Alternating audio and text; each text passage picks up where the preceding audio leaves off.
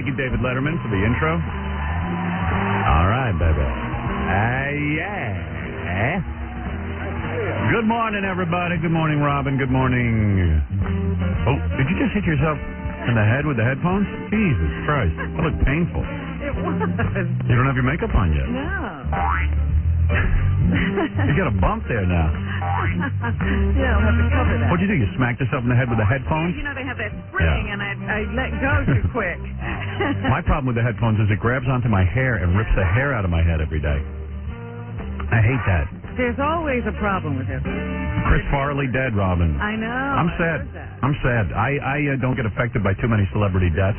You really liked him. I really liked him. I thought he was great. Yeah. Lady Di was no big deal to me. You're singing a new Candle in the Wind for Chris Farley. Yeah. And you didn't have to eat and do so much heroin and coke and blow up like a blimp. Yeah, he was in pretty bad shape. Yeah. I after I saw him on the Tonight Show, actually I was listening to some tapes because I pulled a retrospective. You said it too. You know, he's going to die. Yeah, it was. You couldn't miss it. He looks like a dead guy. Yeah. It's sad. I even love. It was no surprise. That was the one thing. I've been reading a bunch of articles on Chris Farley this morning, and everyone's saying, you know, even though some people will put Beverly Hills Ninja on the 10 worst list for 1997, and I'm saying, no way. I like that movie. You came in and said you thought it was really funny. You found it very funny. You've watched all three of his films. I thought it was real funny to see a big fat guy be a ninja. I don't know. The premise stuck for an hour and a half. I was with it. I loved it. Stayed for the whole thing. I love Beverly Hills Ninja. And I love the movies he does with David Spade. Always love those because I like David. Tommy Boy. Yeah. Black Sheep, Tommy Boy. Those are cool. I just heard this morning some stories from his last appearance on Saturday Night Live. Yeah. They said that one of the stipulations for his appearance was that he remained sober. Be sober for the entire thing. And he couldn't do it? He got off the plane drunk. It's funny. I mean, you know, like they said, yes, you have to be sober. He said, yes, I will be sober. That is kind of funny. And he rolls off the plane drunk, stayed drunk through the rehearsals, and they had to keep oxygen off stage. Yeah. To help him get through the performance. Yeah, he was, you know, they list him as 290 pounds. Guarantee you he was way over 350. You know everybody cheats on that when they... Yeah. Isn't that funny? Even Chris Farley had to cheat on his weight.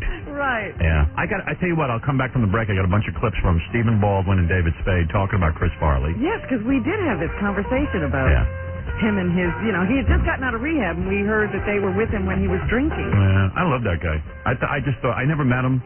Just loved his movies. And what do you do in a situation like that? There's no way to help a person like that. No. I mean, he clearly, it's like a guy who puts a gun to his head. You can't talk him out of it if he's dead set on killing himself. He went out the way he wanted to. It's just sad because he's just so funny and he brought so much happiness to people. But, you know, this is, you know, one of those things that a lot of fat people often say. Don't look at us as jolly fat people. Right. Yeah, there's nothing jolly going on. He was pretty sad, but I just was a big fan, so... Hate to see that happen. I would like to see him do some more things. I loved him on Saturday Night Live. I thought he was one of the shining stars in seasons past that were not that exciting. Yeah, thank goodness he was there. The guy who lived by the trailer by the lake or whatever the hell that was a great bit. Also, when he got into a small thong and was a Chippendales dancer, I love that. Thought that was a great bit. A couple other bits he did. Even when he played Newt Gingrich, I thought it was funny. Yeah, I thought he was just a real solid comedian, real physical, funny. And the fat made him funny. There's no question about it. It was sort of a catch-22. Yeah, but he could have used a little less of it. He didn't have to be as fat as he was getting. And I was even talking to somebody, I think I say it on one of these tapes you'll be listening to. I said, you know, it's like rock stars who are out of control. Part of their whole reason they're funny is because they're out of control. I mean, when he did that thing, that guy who lives down by the lake, he would scream so loud. I would go, oh, my God, I'm going to blow out my vocal cords. I can't do this.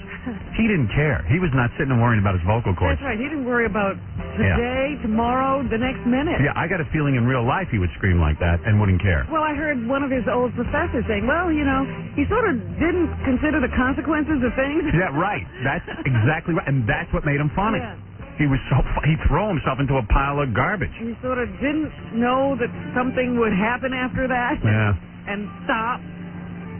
I know, but you know, your head does the usual thing when you read about a guy who's that talented killing himself, and you go, oh man, he could have thinned down a little. He would have had a great life. He had money. He would have had kids. Whatever. Miserable. Yeah. Yeah. Even more miserable. Exactly. It's like the same thing with Sam Kinison. It was Yeah. like, Sam Kinison had to die young. Yeah. There's no way I could see Sam aging, Yeah, getting old. Couldn't be an old man.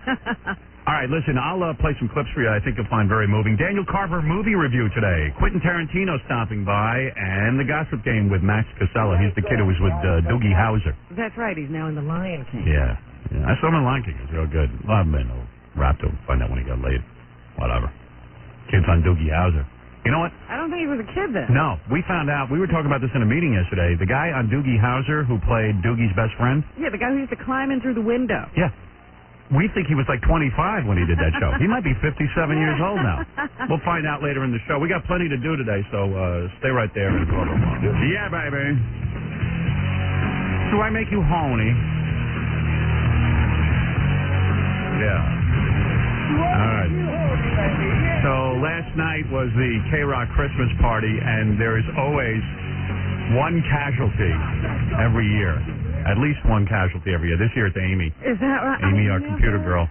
Amy's just the most Sweet, delicate straight flower. out, too. I mean, she's always here. She's not that straight, though, I guess. I guess. She's always up to something. Hey, you got to bring in Amy before we send her home.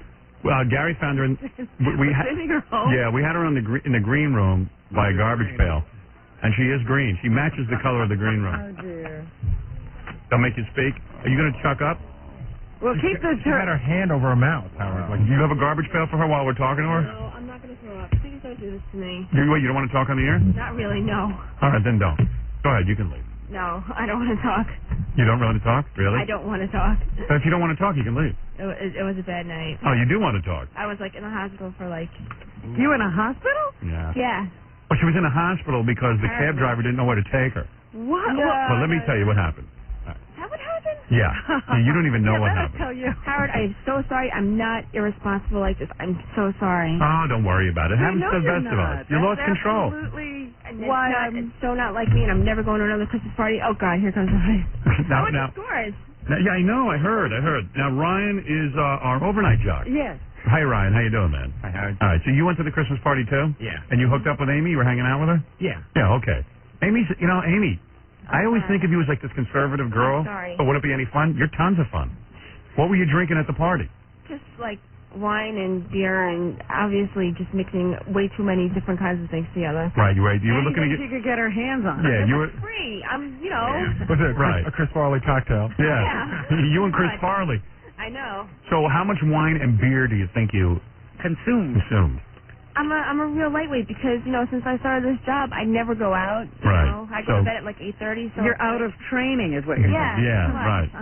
See, sometimes I think you're like this real conservative goody two-shoes, and then like, the belly button ring or something gives you away, or don't you have a tattoo or I something? got two. Yeah, I'm really sorry. all right, take it easy. I'm really sorry. This is your parents talking, not you.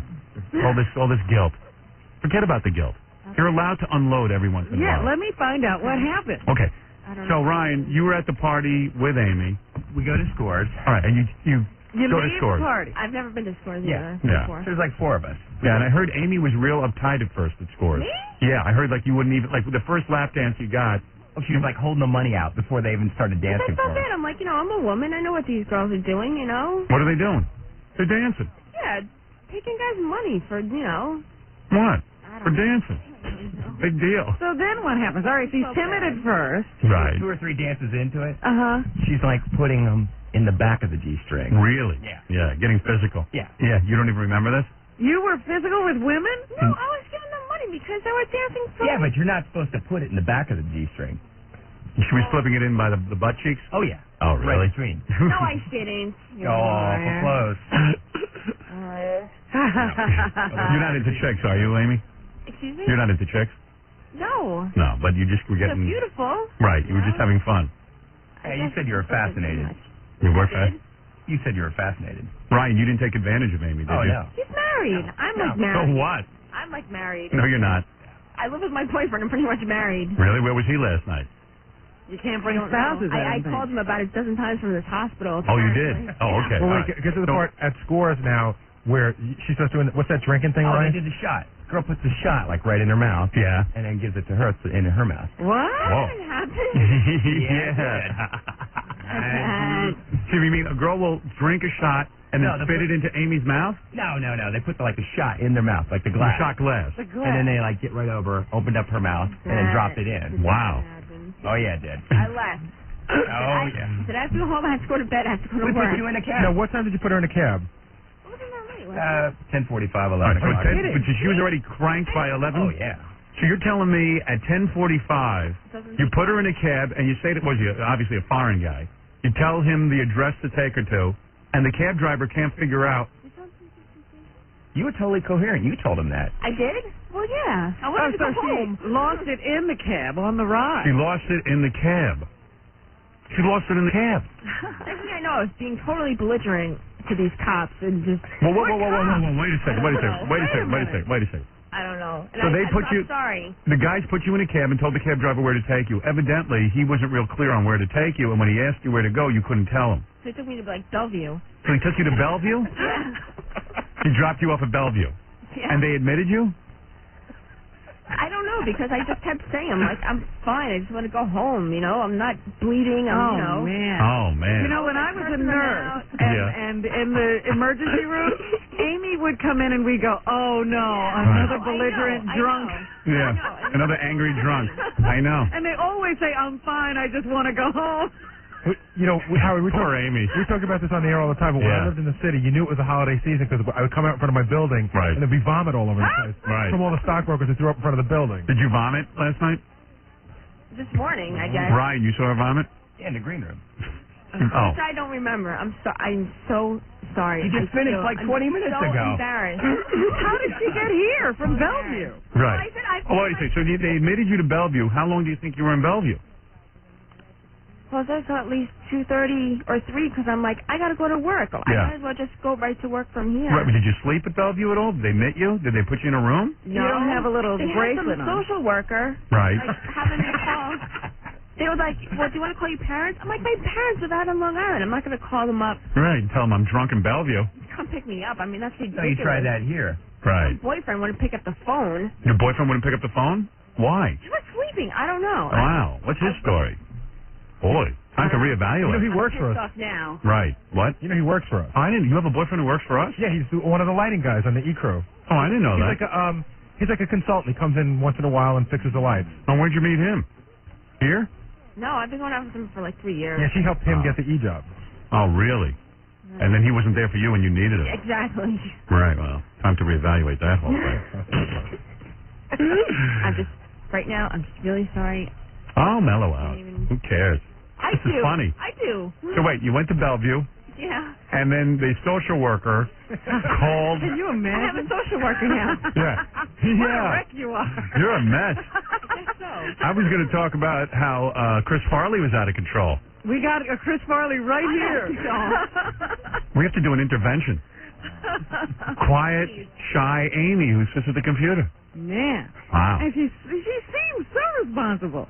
Yeah. She know what it is? She unloaded. And you know what she said to herself? I want to do something for me tonight. That's right. I'm up I said tight. I'm free. I want to live. I want to live tonight. You know, Howard, The best thing about the Christmas party, too, is you're not allowed to bring spouses. That's I right. So know. nobody's watching you. Yeah. it's really funny because I read an article about how people get nuts at their company Christmas party. Yeah. And even one year I made that mistake. Right. This is like, And then everyone loses total respect for yeah, you. you know what I did? I did something stupid. I felt Yeah. really bad. I never told you this. Uh. I got so drunk I made out with an intern, and then they fired the intern the next day. Like it was her fault. Oh, Oh, man. my God. Oh, You I had didn't know an about that. intern This was years ago. Yeah, they fired her. Wow, that's not right. I know that they were like they said your behavior was totally inappropriate. I go, what about my behavior? Yeah, right. You're the one who should know better. Right. It wasn't at the party. We went out to a bar afterwards, and I was making out with her. And Gee, you should How tell did me about that. anybody know? Were there other... Because I went to go put her in a cab. We started making out. When I turned around, the entire staff of the station was glued to the window, laughing at me. But so what? I mean, so you made out with an intern. What's the big deal? Oh, you know this place. Oh, this place is nuts. This place has rules. It doesn't matter how old you are. Yeah, it has rules, and none of them make sense. Yeah. Yeah. Well, I just wanted to come in and remind you about, like, Ganji and John both had 2 episodes of the Christmas party years What, before. vomiting? Well, Ganji threw up so much that he broke blood vessels in his head. Yeah. And John also had to be rushed to the hospital after the Christmas that's right. party. That's right. John He was thrown up outside the cab window. It's so funny. The Christmas party every year has one casualty. And this year's Amy, of all people. I wouldn't have bet. That was like $1,000,000 shot. And I didn't go last year. I was like, and I didn't even want to go this year. But I'm like, you know what? Can we remember next year, Robin, to bet on who'll be the casualty? We'll list all the people going. This is a tradition. You're not going? I'm not going. You'll be there. No. You You'll will be there. remember this. You'll have the lampshade on your head, and you'll be slipping 20s into some lesbian's for your performance, G-string. Amy. You can't let them down. I mean, I've been to scores. I mean, that was kind of interesting. All right. So, but meanwhile, you don't even remember it. Barely. No. That you do. Chicks. Yeah. I remember it. They were But beautiful. you don't remember what you did. And I got a lap dance or a couple, apparently. I don't know. Why? Yeah, right. You don't remember. I don't know. So you went to Bellevue. The social worker calls who? They asked for my phone number, and I just moved, so I was having a hard time remembering my phone number. Oh. So, you almost wound up in the psych ward, you know? yeah, Right. maybe. I don't know. But the So then they released you at around 3:30, right? yeah, because I'm like, I want to leave. Right. And then you came here. Yeah. And then what happened? You passed out in the green room? Yeah. Right. And did you vomit? This morning, I don't think I did. Maybe I did in my sleep because. Well, where did the cop come in? You said you were being belligerent to a couple of cops. Yeah, when did you meet in the cops? Hospital. They were like, you know. What were they saying? They were probably trying to help you. Of course they were trying to help me, but at that point, I was just not wanting to be helped. I just wanted to Right. And what did you say to the cops? I was just F you, and I just want to go no. home. And, Oh, really? And To the cops? Oh, Yeah. man. You're lucky they didn't put a plunger where the sun don't shine. Oh, I'm man. looking at each other like, look at this dumb girl, dumb drunk girl, and I'm like, I just. Yeah, so you said to the cops, F you, I don't want, and did they leave you alone, or did they just, like, start yelling at you? No, they didn't leave me alone at all. I had at least 3 cops around me, like. Were they holding you, or they just... No, I don't think I needed to be restrained. Oh, well, they would, like, put me on, like, a gurney to, like, lie down, and I would, like, jump up and be like, I'm leaving, and I'd, like, not know where I was going. I was just Right. trying to Oh, leave. my But You didn't even know where you were. She is the emergency room nightmare. I Yeah. know. Right. I feel bad. I mean, She's the one who thinks everything's fine, but it's not. And you try to put them somewhere so they can sleep it off, and they keep popping up and roaming around. Right. well, I knew everything wasn't fine, but Right. I just wanted to, like, maybe get. So now you feel sick? sleep. I feel like Hell. absolute. Yeah. All right. And how did you get here? Did they put you in another cab? Yeah, the cops finally put me in a different cab because. How did you get here? At 3 in the Yeah, how did you get here? Well, because I wanted to go home, but by then it was like 2:30 or 3, and I'm like, what's the point of me going home? I mean, I live out in Long Island. I'd go home And then turn have to around be and back come here. Back here. Right. So I said, I gave him the address, and he went past the building, and I guess I fell asleep in the cab on the way here Yeah. because I woke up. He's like, get out of the cab. He's like, we're here, and I'm looking around because he went like 1 block past. Yeah. And I didn't recognize anything. I'm like, where did you take me? I'm like, this isn't where I work. Wow. Oh, my God. What a nightmare. And so the cop gave me $10 though, because my The cop keys, gave you my $10? keys, my whole keys are gone. My car keys. What happened to them? I don't know. Probably in the first cab. Right. I had a book with me, which is gone. I had money gone. Your money's gone. She was It's fleeced everything. while she was It's sleeping. You were gone. fleeced. Yeah. Everything is gone. I have no keys. Anthony, if you're listening, please leave the door open or something so I can. So someone can rob your apartment? Right. Yeah. Let's have a really bad day. What is it, Ganji? I think she lost her wallet too, right? I did. I lost everything. What? Your wallet's gone? Everything. What? That's got my license in it. Yeah. My bank card. Yeah, everything. You're going to have to cancel everything and get a new license. It's going to be a hell of a day. Was it I worth it? found myself in the bathroom and I'm really scared. It happens to No. It happens to the best of us. No. We're gonna look. You're gonna look back on this and go, you know what? This That was a great funny. time. That was great. I lived a little. Yeah, but I remember I was being mean to cops and to nurses. And Shows you what you really like. Yeah, that was the real so Amy. I know what I'm really like.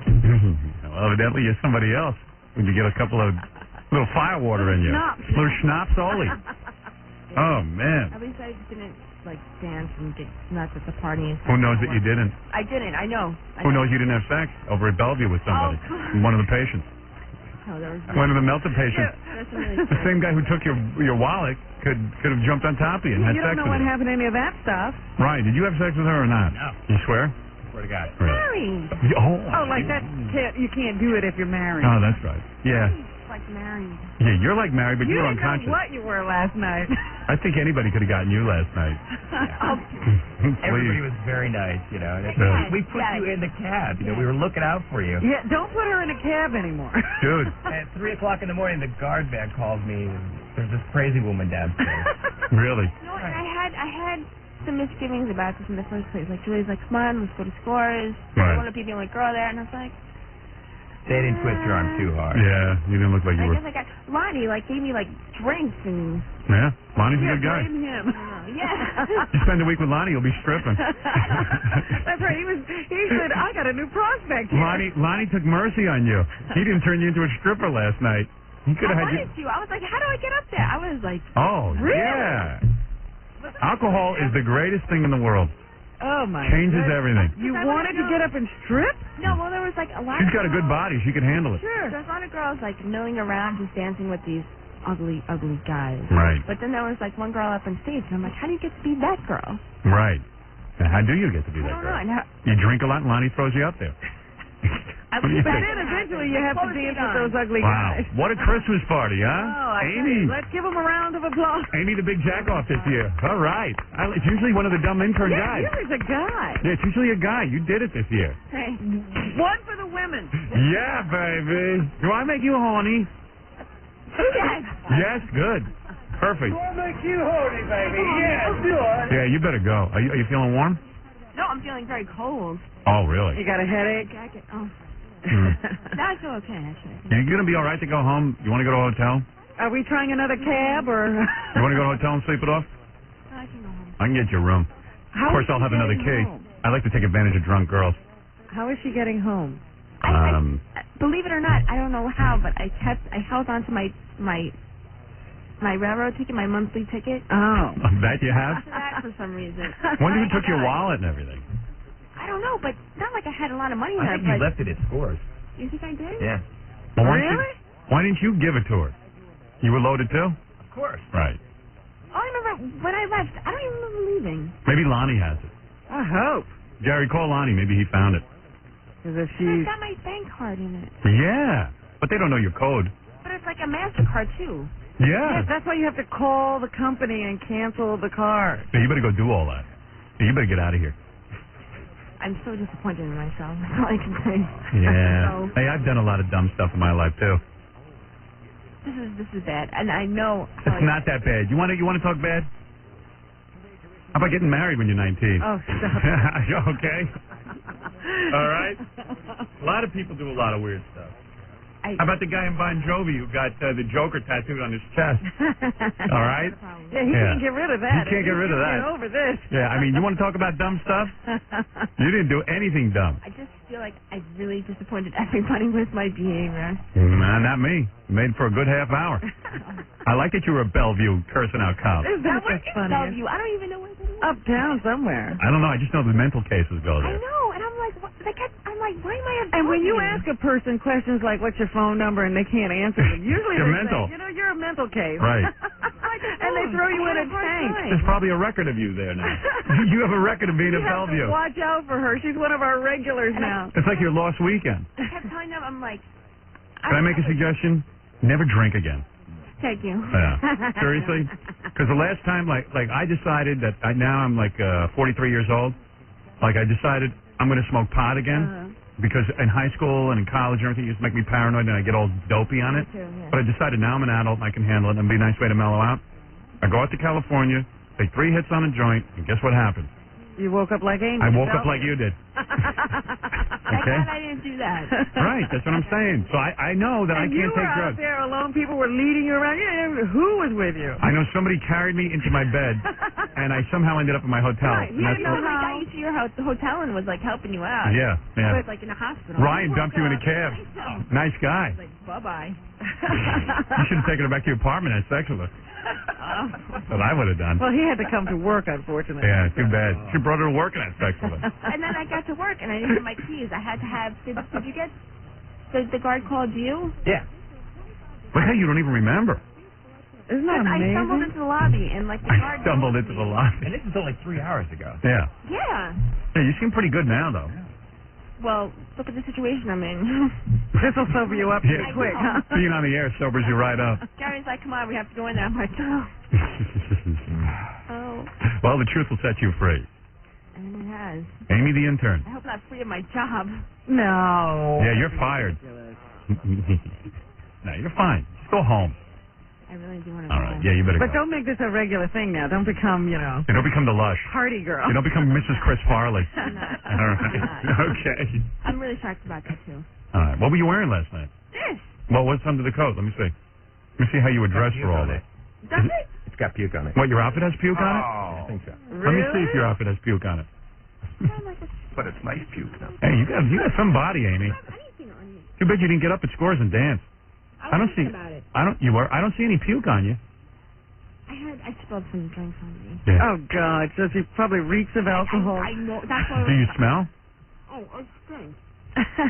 I stink. Yeah. No, I know I stink. How's your breath? You I puking? can taste it. Do you taste the puke? I can taste it all. Okay, all right. You better I get out of woke here. up Now and- I'm getting sick. I woke up and Ganji's like, get it together, go in there and. That's the worst part of the story. Ganji telling you to get it together. Right. I know. A guy who can't even. He's like, I've been through. Oh, wait. Lonnie's on the phone. Oh. no. Scores. No. Hey, Lonnie. Hi. Hey, man. You didn't find a... Wallet or a purse, a A whole book. bunch of stuff. Yeah, Amy ended up in Bellevue last night. Oh, really? Yeah. You could have gotten her up. Good night. She wanted to get up on stage and dance naked. No, we're not naked. Yes, you did. You didn't want to be naked? I just was curious. You want to take your bra off in front of the guys? No. What were you going to do on stage? I don't know. She has to be drunk in order to answer these Yeah, questions. I think I do. At that point, maybe I did. Hey, Lonnie, if you find a pocketbook or something. Okay. I got my bag. It's just the stuff, everything else that was inside it. All right. What are you doing with the bag if there's nothing in it? I don't know. Lonnie, what's the matter with you? I think Amy was terrific last night. Yeah, she just got a little too bloated. Yeah, Girl, baby. That girl deserves a raise. Yeah. Thank you. Well, you can give it to her, Lonnie. Thank you. The guys that were with her, everybody had a good time. Yeah, well, they had a great time. Problem was, it was too good a time. Yeah. How many people wind up at Bellevue after Scores? in fact, Fred wound up at Bellevue. Fred? Now Amy? It's a magic Scores will place. change your life. It's a magic place. I guess so. Right. Something Well, like that. Amy wanted to know if she could work there part-time, and Really? if it's okay with you, Howard, it's okay. Fine with me. I'll come watch her. She applied? Yeah, why not? Big deal. You make good money. Money? Yeah. She applied for a job? I have to support myself. Yeah. So if you want to dance at Scores, you call Lonnie, okay, Amy? I think I need some implants before I do anything like that. Implants? I Yeah. don't think so. Yeah. I'm looking at you. I think you're fine. Lonnie, she don't need implants, does she? No, she's a very pretty girl, and last night she had men coming on to her, so... Oh, really? Fine. What?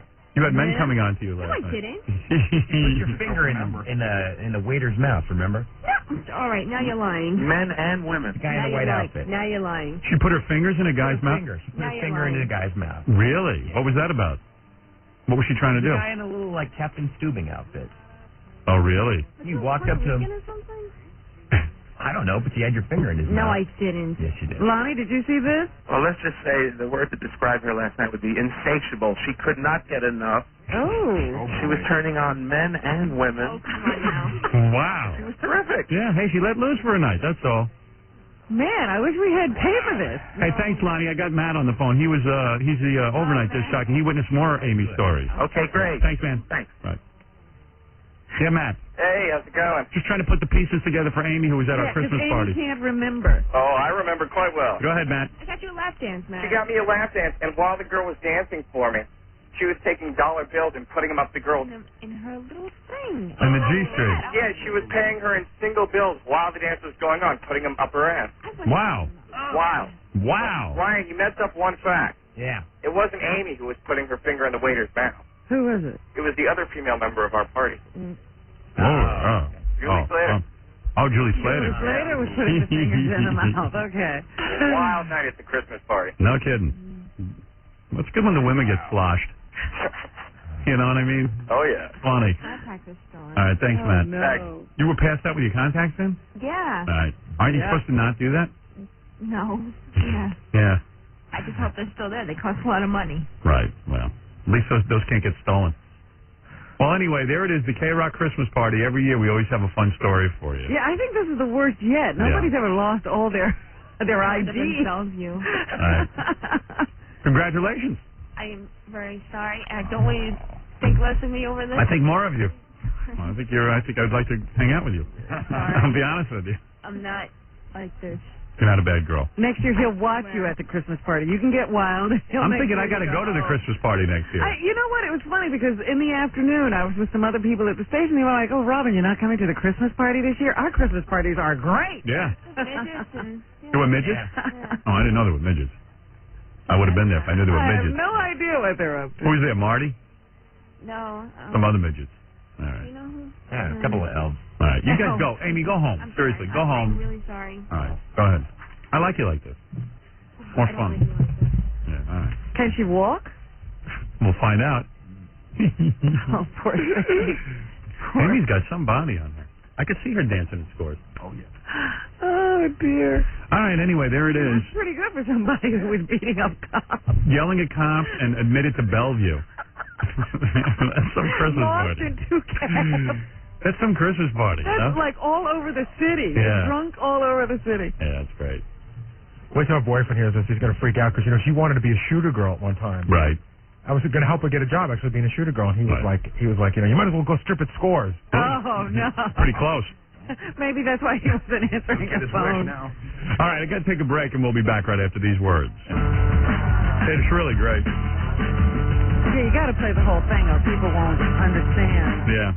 exactly what went on there. Yeah, it's funny. When I play this tape, you're going to really flip We out. had a guy completely lose it. Here we go. I told you not to use the goddamn tape. Did I say you don't use the tape? Get out of my way. I told you. Get out of my way. I would have never let you come if I knew you were going to use the tape. No f***ing way, Gansey. Now stay out of my face. I told you. Get out of my face. Think the pressure's getting to him? Told you he's a loser. Get the camera out of here. Out of here. No. Get out. Right. I'm telling you, the pressure of this bet is getting to him, and he'll never be able to perform, and he's freaking out. Maybe we should just end the bet. And he's starving. No. He wants the bet. He wants Scott does 17. I told you not to use the goddamn tape. Old Santa Claus will appear. Did I say you don't use the tape? Scott's big fat body and stomach are so huge and gross. He must be riddled with fear. Get out of my way! Get out of my way! He looks full of beer. I would have never let you come if I knew you were going to use the tape. He's the opposite of lean. No f***ing way, Gansey. He can't do 17. Wow. Isn't that beautiful? And he can't do 17, and he won't do 17 because he's a loser. And you can see that the pressure is getting to him. Quentin Tarantino's coming by today. I'm real excited about that. That should be real interesting. Got a brand new movie out called Jackie Brown. Yeah. Jackie I've Brown. seen it. It's really good. Yeah? Yeah. Oh, no kidding. Mm-hmm. I was afraid we'd have to say it sucked. Something like that. It's good? No, it's good. Dan, go ahead. Yo, what up, Don? Oh, word. Word up, Jake. Not much, man. Wanted to know what you decided on for record or song of the year. Oh, yeah, I usually do album of the year. I always thought that would catch on. Yeah. Hey, speaking of album of the year and those kinds of things, Uh-huh. my wife... Usually you do song of the year. I didn't know you did. Well, sometimes you do an album. I do album of the year. I'll do whatever I want. Yeah, straight.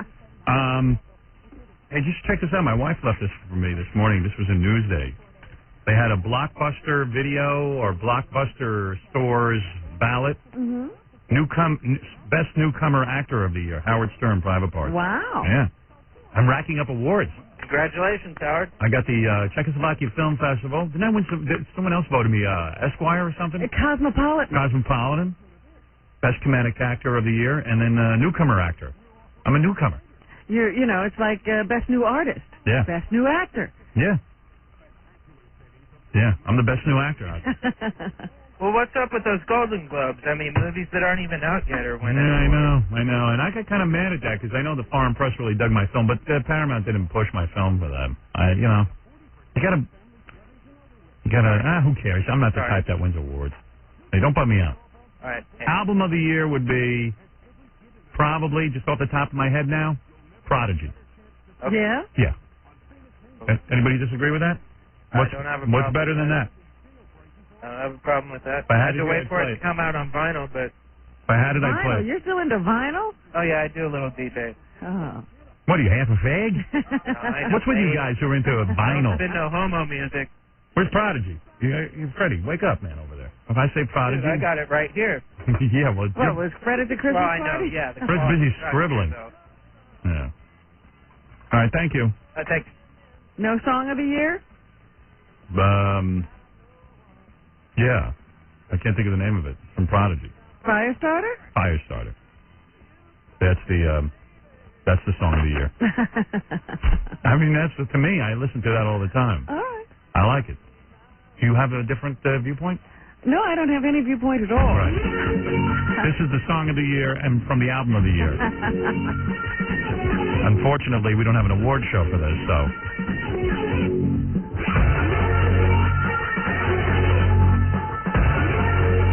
Best song I've heard all year. Sure, you can't dance to it, but what can you do to this? who cares? I Use can't your dance. mind. I can't dance to any song. I'm a fire starter. And after that, I don't even know what he's saying. You're a firestarter. Oh, is that what he says? Yes. I'm a fire starter. You're a fire starter. Yeah, that's a hell of a song. Baby. All right, everyone get the point?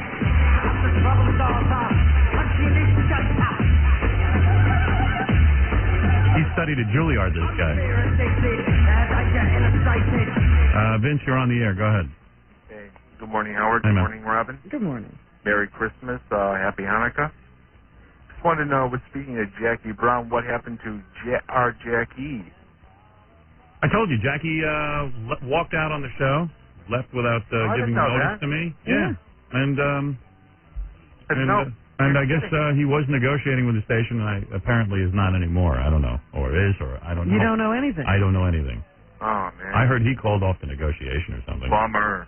Yeah, he's a good guy. Sorry to see him go. He's a firestarter. He's a fire starter. He really is. I'm shocked. And you're a fire starter. What's to be shocked, man? People come and go all the time. What's to be shocked? That's business. I mean, I guess I missed the beginning of the show because the beginning of the week rather because I did not. There was no announcement made because we didn't even know what he was doing. He Yeah, just we walked never out. got a notification of anything. Yeah. He called me the other night and said, I didn't mean it like that. You So he's not coming back. That's it. I don't know what he's doing. This is the way he does It's it. really talented. Really talented. Yeah. It made me laugh. He's a good guy. All right, man. Later. Hey. Okay. Gonna tell you. Don't tell us. Yep. We're big fans. Okay. There's a woman here who. What's the matter? I just spoke to the EMS guy that dealt with Amy last night. Yeah. He wouldn't come on the air, but he was totally legitimate. And it's just a point of interest. You know, remember we didn't know how she got from Penn Station to the hospital? Yeah. I guess when she did get to Penn Station. Oh, the cab driver got her to Penn Got her to Penn Station, and I guess cops found her, and she was really out of it, so they called EMS, and EMS picked her up at Penn Station and brought her to the So hospital. she was in an ambulance? I guess so, yeah. Oh. And she doesn't remember it. And they also said that when she got to the hospital, she did have her pocketbook with everything in it. Oh. And she even had a book. She kept saying she wanted to read a book. Right. And so from somewhere between the hospital and here, she lost her pocketbook. Wow. Oh, I see. Wow. She was in an ambulance. How funny. Well, again, she did fall asleep in the cab, and the guy was saying, get out, get out, get out when she woke up. Right. Well, that's when she got here. Right, I'm just saying, like when she got here, so Amy doesn't remember the ride from the hospital either. They've been carting her around all night. This is as a result of our Christmas party. That is amazing that she didn't even know how she got to Bellevue. She thought the taxi driver took her there. That's great. That's when you're really drunk. Oh, that's more drunk than I've ever been. Yeah. Fred's been drunker than that. Yeah, he's been so drunk, he hasn't been able to even... Well, he got 18 stitches in his chin and didn't even know it. Well, what's more amazing to me is he had no reflexes. Yeah. And they had to give him a CAT scan He was legally dead. to see if he had broken anything or if anything was wrong. Yeah. He went to that great forest known as heaven. And he didn't have that step to negotiate with. Right. And they gave him the stitches with no anesthesia. Right. Yeah. The only guy I've ever seen drunker than Amy Yeah, it's Fred. is Fred. Yeah. What? we got Freddie to the hospital like 12:30, and I remember he didn't even move at all till like 6:30 at night. Yeah. He had a nice nap. And they were all treating him like crap because, you know, they all thought he was just some drunk. Because who comes in drunk at 1 o'clock? Well, he is just some drunk. Who comes in drunk at 1 in the afternoon? Guy who goes to Scores in the afternoon. There you go. Rob, you there? I'm here, Howard. Yeah, what can we do for you? Well, just sad news about Chris Farley. Yeah, real sad. And I know you're a big fan. Yeah, I never had him on the show. Never came on. I was always wondering why. I don't know why, but just never had him on. Never got him. Yeah, I mean, we certainly would have loved to have had him. How you doing, Robin? Good. All right. Apparently, he's been partying for the last 2 weeks, though. Last 2 weeks? How about the last? Last lifetime. Yeah. Well, I think he was trying to spend a lifetime in the last 2 weeks. They had to kick him out of a couple bars last Friday, and he started drinking other patrons' drinks. Oh, yeah? And then on Monday, he was puking on Division Street in the middle of the night. Really? Yeah, so it seems to have been leading up to something. Yeah. What cracks me up is they say they need to do an autopsy to find out what killed him. Yeah, we all know. Just read last week's Inquirer. Fred or Chris? No, Chris. Oh. All right. Thanks, man. Have a good day. Bye. Yeah, I went out and dug out a couple of things about Chris Farley. See what I can play for you here. Stephen Baldwin, we saw a picture of Stephen in the Inquirer with Chris Farley party, and Stephen corrected us and said, hey, dude, I don't even drink. I was trying to tell Chris to stop. And here's the deal. He has a tremendous opportunity for an absolutely brilliant career, and if he gets a hold of this thing. Yeah, well, that never happened, and here's some more from Stephen. Farley's an old friend, and he would always come to Alec and I once in a while when we see him at these functions. Right. I'd say, how do you guys do it? You know, you don't drink. I mean, how do you do it? You know, right. He does the whole, he pulls his hair and punches himself in the head. Right. Funny. Does his whole routine. And he's a sweet kid. He's just, you know what, man? He's just, you know, you got to consciously decide that you want to live that lifestyle. Right. So I told you, Stephen doesn't drink. And you know what? To be honest with you, it's not easy. Yeah, it isn't. Stephen knows it's not easy. I get a feeling when you're that addicted to like heroin and cocaine and drinking, it's almost like sex. Like, you know how you can't stop masturbating? Mm-hmm. You can't stop doing that stuff. Well, you have a problem. Yeah, I have a masturbation problem. I do. I could not stop masturbating if I wanted to. Most people out there can't relate. Really? I cannot even stop for 3 days straight. But I never get laid, so, I mean, that's the problem. I don't really have a sex life, so I have to do it because I'm very sexual. Most people aren't sitting out there saying, I wish I could stop this masturbation. I haven't gotten laid in like 2 weeks. Here you go again. I haven't. Every week it's 2 weeks. No, it's 2 weeks. I know it is. I have a calendar.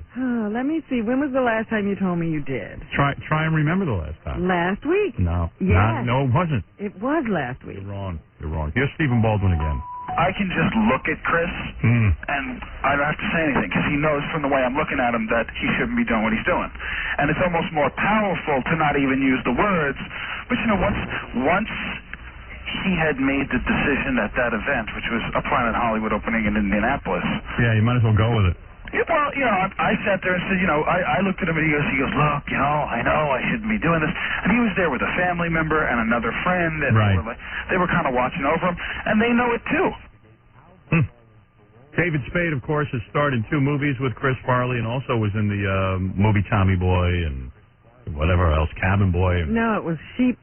Black Sheep. Yeah, a whole bunch of films. This is David. David's been on the show a bunch of times. When he was growing up, he'd be, this is his personal stories, but he would be, because his dad's a big guy too, and they'd be like on road trips, and he was like a little portly 12-year-old. Yeah, I saw pictures of him as a kid. They're driving around Wisconsin, and he'd go, Mom, pull over, I'm starving. And his mom would go, Christopher, how can you be starving? We just ate a half hour ago. And his dad would go, I am too, good boy. Let's eat. That'll be a pretty happening funeral. I bet you John Goodman will be there. All David the Saturday Spade. Night Live people. Lorne Michaels will have to be there. It'll be a good party. Yeah, the Baldwins will be there. Oh, yeah. All of them. David Spade on, I guess, talking about Chris's fatness. What's his story, man? He says I'm the only one that can make fun of him being overweight. You know, seriously, I think Chris Farley's a really funny guy. Yes, he is. And I saw him on the Leno show. It's getting disturbing for me. He was alarmingly fat. Well, I'm a huge fan. I didn't see it, but everyone that came up to me followed it with, that guy's going to have a heart attack. Yeah, that's what we said. We watched it in here, and we're going... He's going the way of John Candy. Yeah. And sure enough, we were right. Yeah, we should have been... we should have predicted the date. Yeah, we should have had some bets going. David Spade on, I don't know what this is, but just let's listen to him talk about Chris Farley. Chris, it just means everything, and you've got all the world at your feet. Yeah, but then he wouldn't be Chris if he wasn't Well, you do that, and then there's a certain part of that type that just likes to hear that from people. Right. Yeah. So after a while, I was one of the first to give up and just say, look, if you're cool when we're around, I'll have a good time. If you're not, I probably won't be around. And David said it's hard to be around Chris Farley for a long time. It's like Kinnison, Right. I mean, once, when Sam was drunk, just beginning his orgy, yeah, he was fine. And then when as time would go on, you had to get out of the room because it was so disturbing. And finally, here's one more quote from David. Well, he just... Sometimes he'd come to work, and the funniest is he was supposedly straight, and I went over to his house once, and he tells me this story, I don't remember it, but there's 40 beer cans around his house and weed all over, and he's like, his friend's over. Why do you think I'm lying? I'm your best friend. And I go, I don't care. And he goes, help me. I need help. Well, there you go. Man. I do wonder, though, what it is that is so good about all that stuff to people. What? Like Robert Downey Jr. has a great career. Yeah. People want him everywhere. I think it feels as good to them as an orgasm, and you can't stop having orgasms. Even when you get straight, you got to go back. Yeah, I finally figured it out. It's better than an orgasm to these guys. Yeah. And if it's better than an orgasm, you got to take it. You have no choice. You can't stop once it's that good. Of course, tribute song. Elton John is not writing tribute songs anymore. I'm the only one left. Let me try this out, Georgia. I'm working something up, even though I never knew him. A goodbye, enormous guy. Though you were a fat food addicted, drunken, dopey guy, still you made us laugh. You made Tommy Boy. And though it wasn't a terrific film, still you made us feel a little less of life's pain. And it seems to me you lived your life like a drunken porky souse. But I guess it was a thing to cover up your hurt. And though I didn't know you acted like a kid. Your life, it just ran out on you before the booze and drugs did. Beautiful, huh? Should I try another verse? Yeah. All right, why not? Goodbye, ninja... Oh, excuse me. Thank you. Okay. Goodbye, ninja films. Though they didn't make you a star, still you made our lives less dreary than they are. You ate everything you saw, and then you drank as much wine and beer you got your hands on. Didn't you remember John Belushi? I guess it wasn't a good example. And it seems to me you lived your life like a drunken porky souse. But I guess it was a thing to cover up your hurt. And though I didn't know you acted like a kid. Your life, it just ran out on you before the booze and drugs did.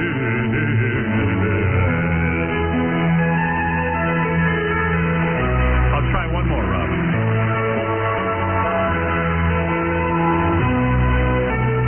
Dead at 33. Farley was a funny, funny guy. You were a jolly soul, a prince on SNL. People tell me that you had a real big heart, but you were a troubled guy and a real, real sweaty hero to your fans. Beautiful, I gotta tell you. And it seems to me You lived your life like a drunken porky souse. But I guess it was a thing to cover up your hurt. And though I didn't know you, you acted like a kid. Your life had ran out on you before the booze and drugs did.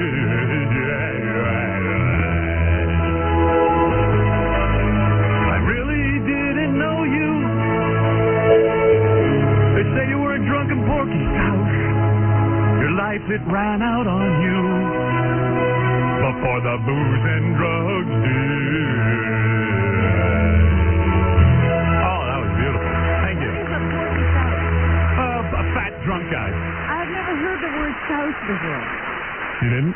Isn't a souse the guy who drinks a lot? Yeah. It is? Yeah, I've always heard it. Souse? Yeah. Hey, look at those Led Zeppelin songs. Stairway to Heaven's got a lot of whacked out words you never heard of. What was that one line? Hedgerow. Yeah. If there's a bustle in your If there's a hedgerow. bustle in your hedgerow, why can't I use the word souse? Hedgerow bustle. How to say that?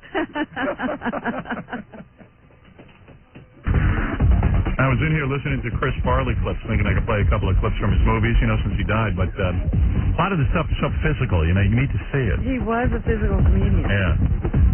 A couple of things I could play, but I've been listening to Beverly Hills Ninja, which I enjoyed a lot. A lot of critics panned it, but I really liked it. Now, you know what? I've never seen a Chris Farley movie. You never saw Black Sheep? No. Oh, real funny. You should check out. I've seen scenes, tooling around the dial. I sometimes run into Black Sheep or whatever, but never sat and watched the whole thing. I was thoroughly entertained by Beverly Hills Ninja. Yeah. Yeah, I loved it. I don't know how it would have played in a movie theater, but just sitting at home with a video, I loved it. It was great. Welcome back. Congratulations on making it this far, but I'm afraid this is where your legend ends. He's a ninja. He's a big, fat, overweight ninja who can't even function. He's a disappointment to his father, who's the sensei. And his brother's a brilliant ninja. But he's nothing. It's funny. Only when I have ceased to breathe will I be dead. Well, that's true. Yeah, and he is. And he is. Okay, time for everybody's favorite movie critic, Daniel Carver of the Ku Klux Klan. Oh, dear. What's he been watching? We gave him a bunch of black films to watch. He's a bigot, a hateful man, Daniel Carver with the Ku Klux Klan. Movie reviews, bad and good. Daniel will review wearing his white hood. When he's not reviewing a movie he's watched, he's wearing his hood or burning a cross. This week's movie, OKK, ask Daniel Carver from the KKK. Wake up, white people! Quite a catchy tune, wouldn't you say? Oh, you just find yourself dancing to it. Yeah, they could release that as a single. Daniel must be upset about the death of Chris Farley. Another white man down. A white man gone. True, Daniel? No, I ain't upset. We all got to go. I didn't really know him. By the way, I was watching some videotape. I guess we went down there and videotaped Daniel at his Klan rally. Is that right? Yeah, he was with the wife and the kid, and I don't know. You had a wad of cash. What were you selling down there? I sell all kind of KKK patches, T-shirts, belt buckles, hat pins. Well, these guys... Hat pins? Yeah, these guys were buying them up in droves because he had a wad of cash. It looked like you were carrying a roll of about 1,000. He had $1,000 there, easy. It's probably a bunch of ones. Yeah. Who knows? A whole lot of money. I probably sell you more stuff than I sold down there. Really? How really? is buying? You must be giving a lot of people T-shirts. You keep ordering them things. Is that right? Is he paying? I don't know. This is news to me. Does the Klan have a Christmas Probably party? some of your producers ordering it for you. Oh, I see. don't know. Hey, Daniel, does the Klan... Good Christmas gift, so. Evidently. Does the Klan have a Christmas party? Was that what I was looking at? Yeah, that was a Christmas meeting we hold down there at White City Park once a year. I see. And does anybody dress up as Santa? Most of the guys are just wearing their Klan outfits. Well, I don't think we had a Santa this year. Last year we had a Santa. We always have a Christmas tree. What do you think when you go to a mall and you see these black Santa Clauses? It's about as ridiculous to see a black Santa Claus as it was in that movie The Preacher's Wife seeing a black angel. They're both ridiculous. So where do blacks go when they die, Daniel? Where do they go? Uh-huh. They go same place dogs go. They go back to the dirt. That's it. Only white people in heaven? Only white people. Well, why don't you kill yourself? Jesus went and prepared a place for his own. Well, Daniel, one would think you'd... Okay, one would think you'd want to go there. Why? Well, he's not ready to go there yet, Robin. But he wants to be with all white people. Well, when he dies, he's going to be with all white people. That's what heaven is to him. Right, that's what heaven will be. All Why white would you people. stay here and suffer?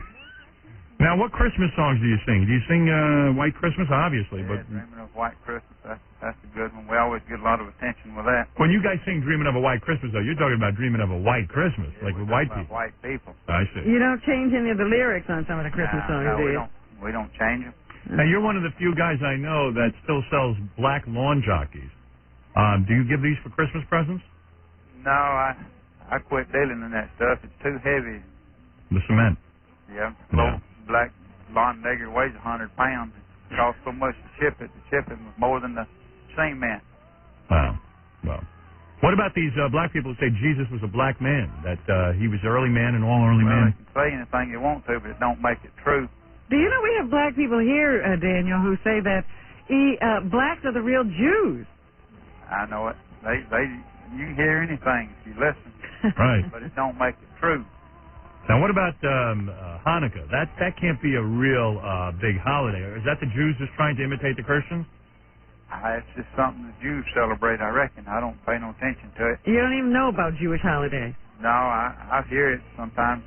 I slip up and it hits the news or something. Right. I don't even know what it means. So if somebody asked you what Hanukkah was. It's a Jewish holiday, I reckon, is all I can say. Right, I see. All right, let's get to the movie review. That's what people are really interested in. What have you been watching? You mentioned that you saw The Preacher's Wife. The Preacher's Wife. That's with Denzel Washington and Whitney Houston, am I correct? Yeah, Whitney Houston was the preacher's wife, and another nigger, Denzel Washington, and somebody come back as an angel trying to help the nigger preacher. Right. I mean, whatever. With the angel or something or other. Angels don't do that way, so he...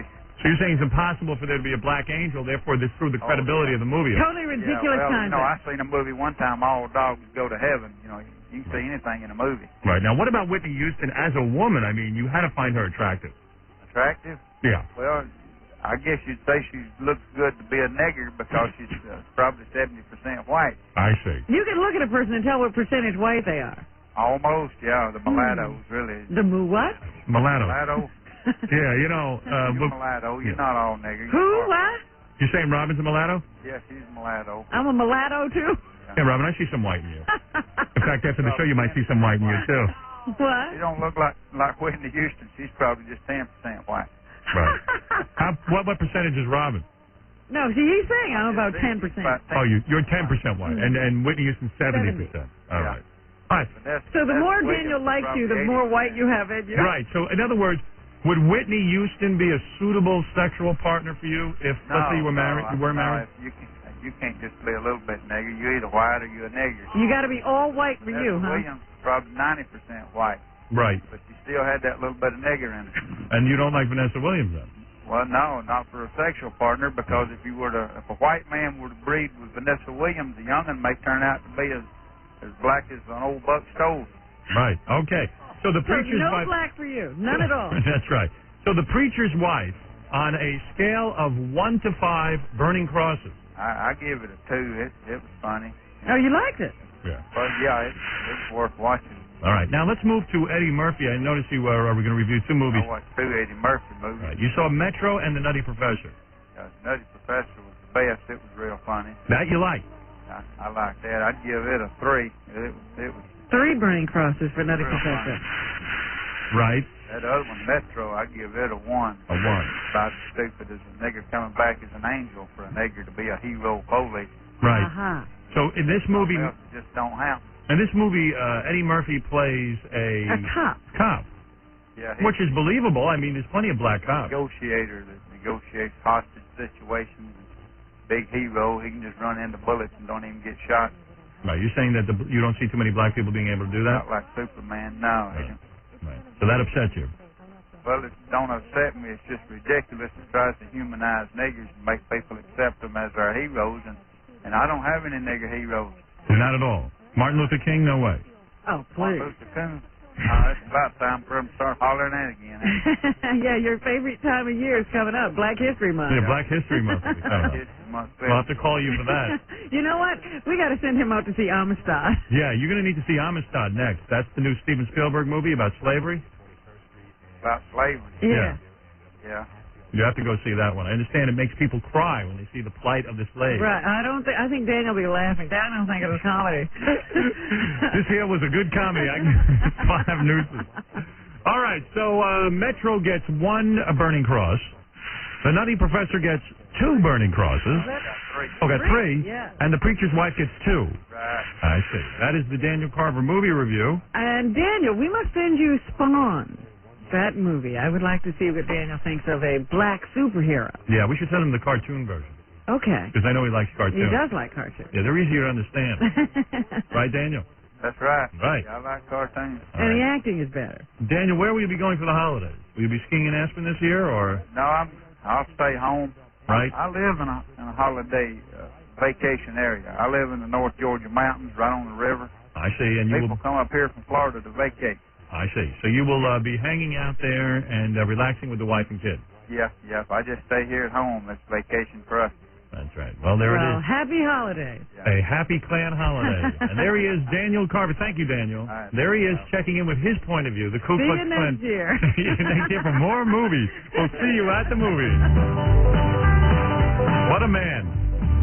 He's a big-headed, hateful man, Daniel Carver with the Ku Klux Klan. Movie reviews, bad and good. Daniel will review wearing his white hood. Wake up, white people. He's not reviewing a movie while he's wearing his hood or burning a cross. This week's movie, OKK. Ask Daniel Carver from the KKK. Wake up, white people. One of the movies that Daniel Carver would probably like is Pulp Fiction because they use the word nigger 33 times or something. Yeah. Well, no, it's Jackie Brown that nigger is used 38 times. But Pulp Fiction, Quentin Tarantino is going to be here in a couple of minutes, and Pulp Fiction uses that N-word quite a bit. How are you doing?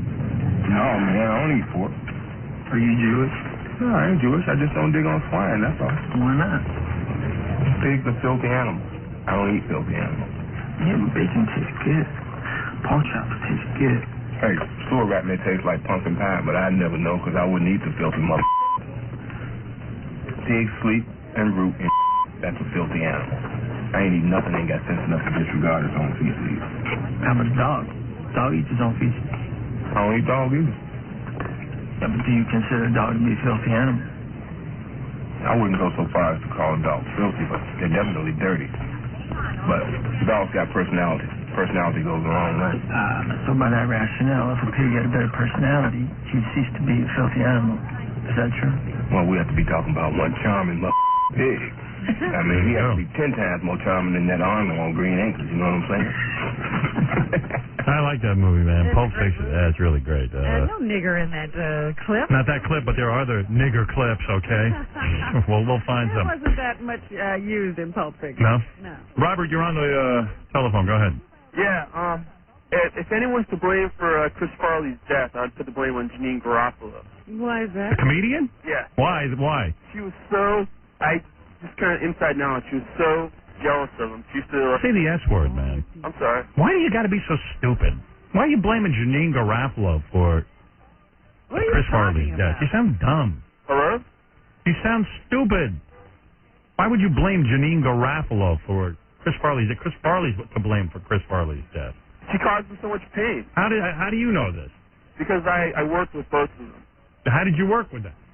Well... Huh? I said Saturday Night Live. You worked on Saturday Night Live? Yeah, low position. Okay, and what did she do to him? She used to like try to make him miserable and everything. Oh. How? What's that? She How? made fun of him being fat. He wanted to hook up with her. Oh, please. This is so stupid. How ridiculous. Amy, our intern. Quentin Tarantino's here. I want to get to that. Yes, but what about Amy, our intern? Amy, our intern, was on the show for the first half hour because she got so loaded last night that we had to send her home. She ended up in the hospital and everything. But here's a guy who said he found her at Penn Station. This guy Wade. What happened? Hello. Yeah. Hi. I was at Penn Station last night around 11 with my boyfriend, and we saw. Homo. Hello? Yeah, sorry. Go ahead. Yes. We saw Amy trying to make a phone call, and she could hardly stand, and she was like, sort of leaning against the wall. And we went over to her, and she didn't have any more quarters that left, and she was swearing and cussing. She was really in bad shape. So we were trying to make the call for her, and she was trying to have us call this guy Anthony in somewhere in Long Island. Right, the boyfriend. Yeah. Hey, she was. Boy, a lot of people had an Amy sighting last night. Amy was just helped by hundreds of people. That's pretty wild. Hey, Quentin. Hey, I got to go. Quentin Tarantino's here, man. I got about a million questions for this guy. Okay. All right. You know that I was reading his bio. It claims he has an IQ of 160. What is this with the IQ? I don't know. I'm gonna have to give him an IQ test. He's obviously a smart man. He doesn't have to prove it with numbers. I don't know that he wrote this book. Okay. That's what they're claiming. Obviously somebody's saying this stuff. Somebody's leaking this. All right, let me take a quick break. We get back. Quentin Tarantino, his new movie, Jackie Brown. Jackie Brown. I don't even know what Jackie Brown's about. We'll find out. Based on an Elmore Leonard novel. I don't even know what that is. The name of a film. I've read 3 books my entire life. So No Elmore Leonard, is No. I never even heard of Elmore Leonard. The film could be called Elmore Leonard. That wouldn't make a difference. What is that? Get Shorty, The Grifters. Yeah, I've seen those. Oh, that's good. Well, that's Elmore Leonard. All right, we'll be back right after this. Tonight at 11 o'clock, don't miss tonight's wild episode. Kendra goes under the console. Sex Friday lives tonight on the Great E! Show. People love that on Friday nights.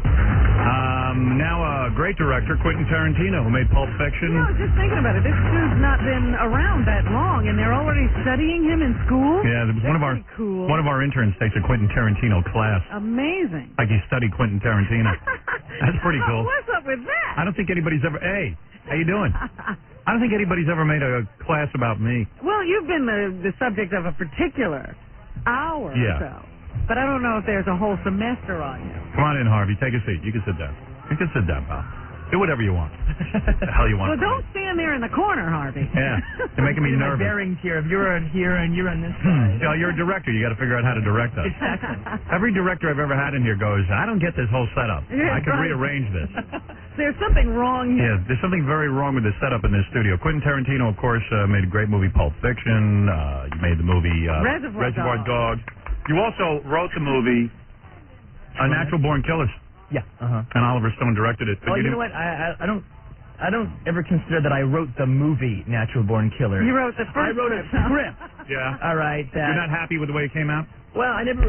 No, I'm not happy with the way it came out. I'm not actually just happy with like 4 guys rewriting me. All right. You know, and Oliver Stone kind of changing my intention. I mean, one of the things that I said to him when he first started changing the script, and everything is kind of fine with us now because now that is the movie. What am I going to go boo-hoo? It's what it is. You wrote it, they changed it around, Right. but you would have preferred to see it done a different way. Well, I told him actually, I actually wish you would have ripped it off. All right, rather than take it and like change it all around and everything. So it's not even like what you originally. No, like the first scene is like the closest to what I originally wrote and stuff. But basically, I've never seen the whole movie. I've seen it like I watched the first 20 minutes of it once at a theater, like towards the end of its run, and it's like.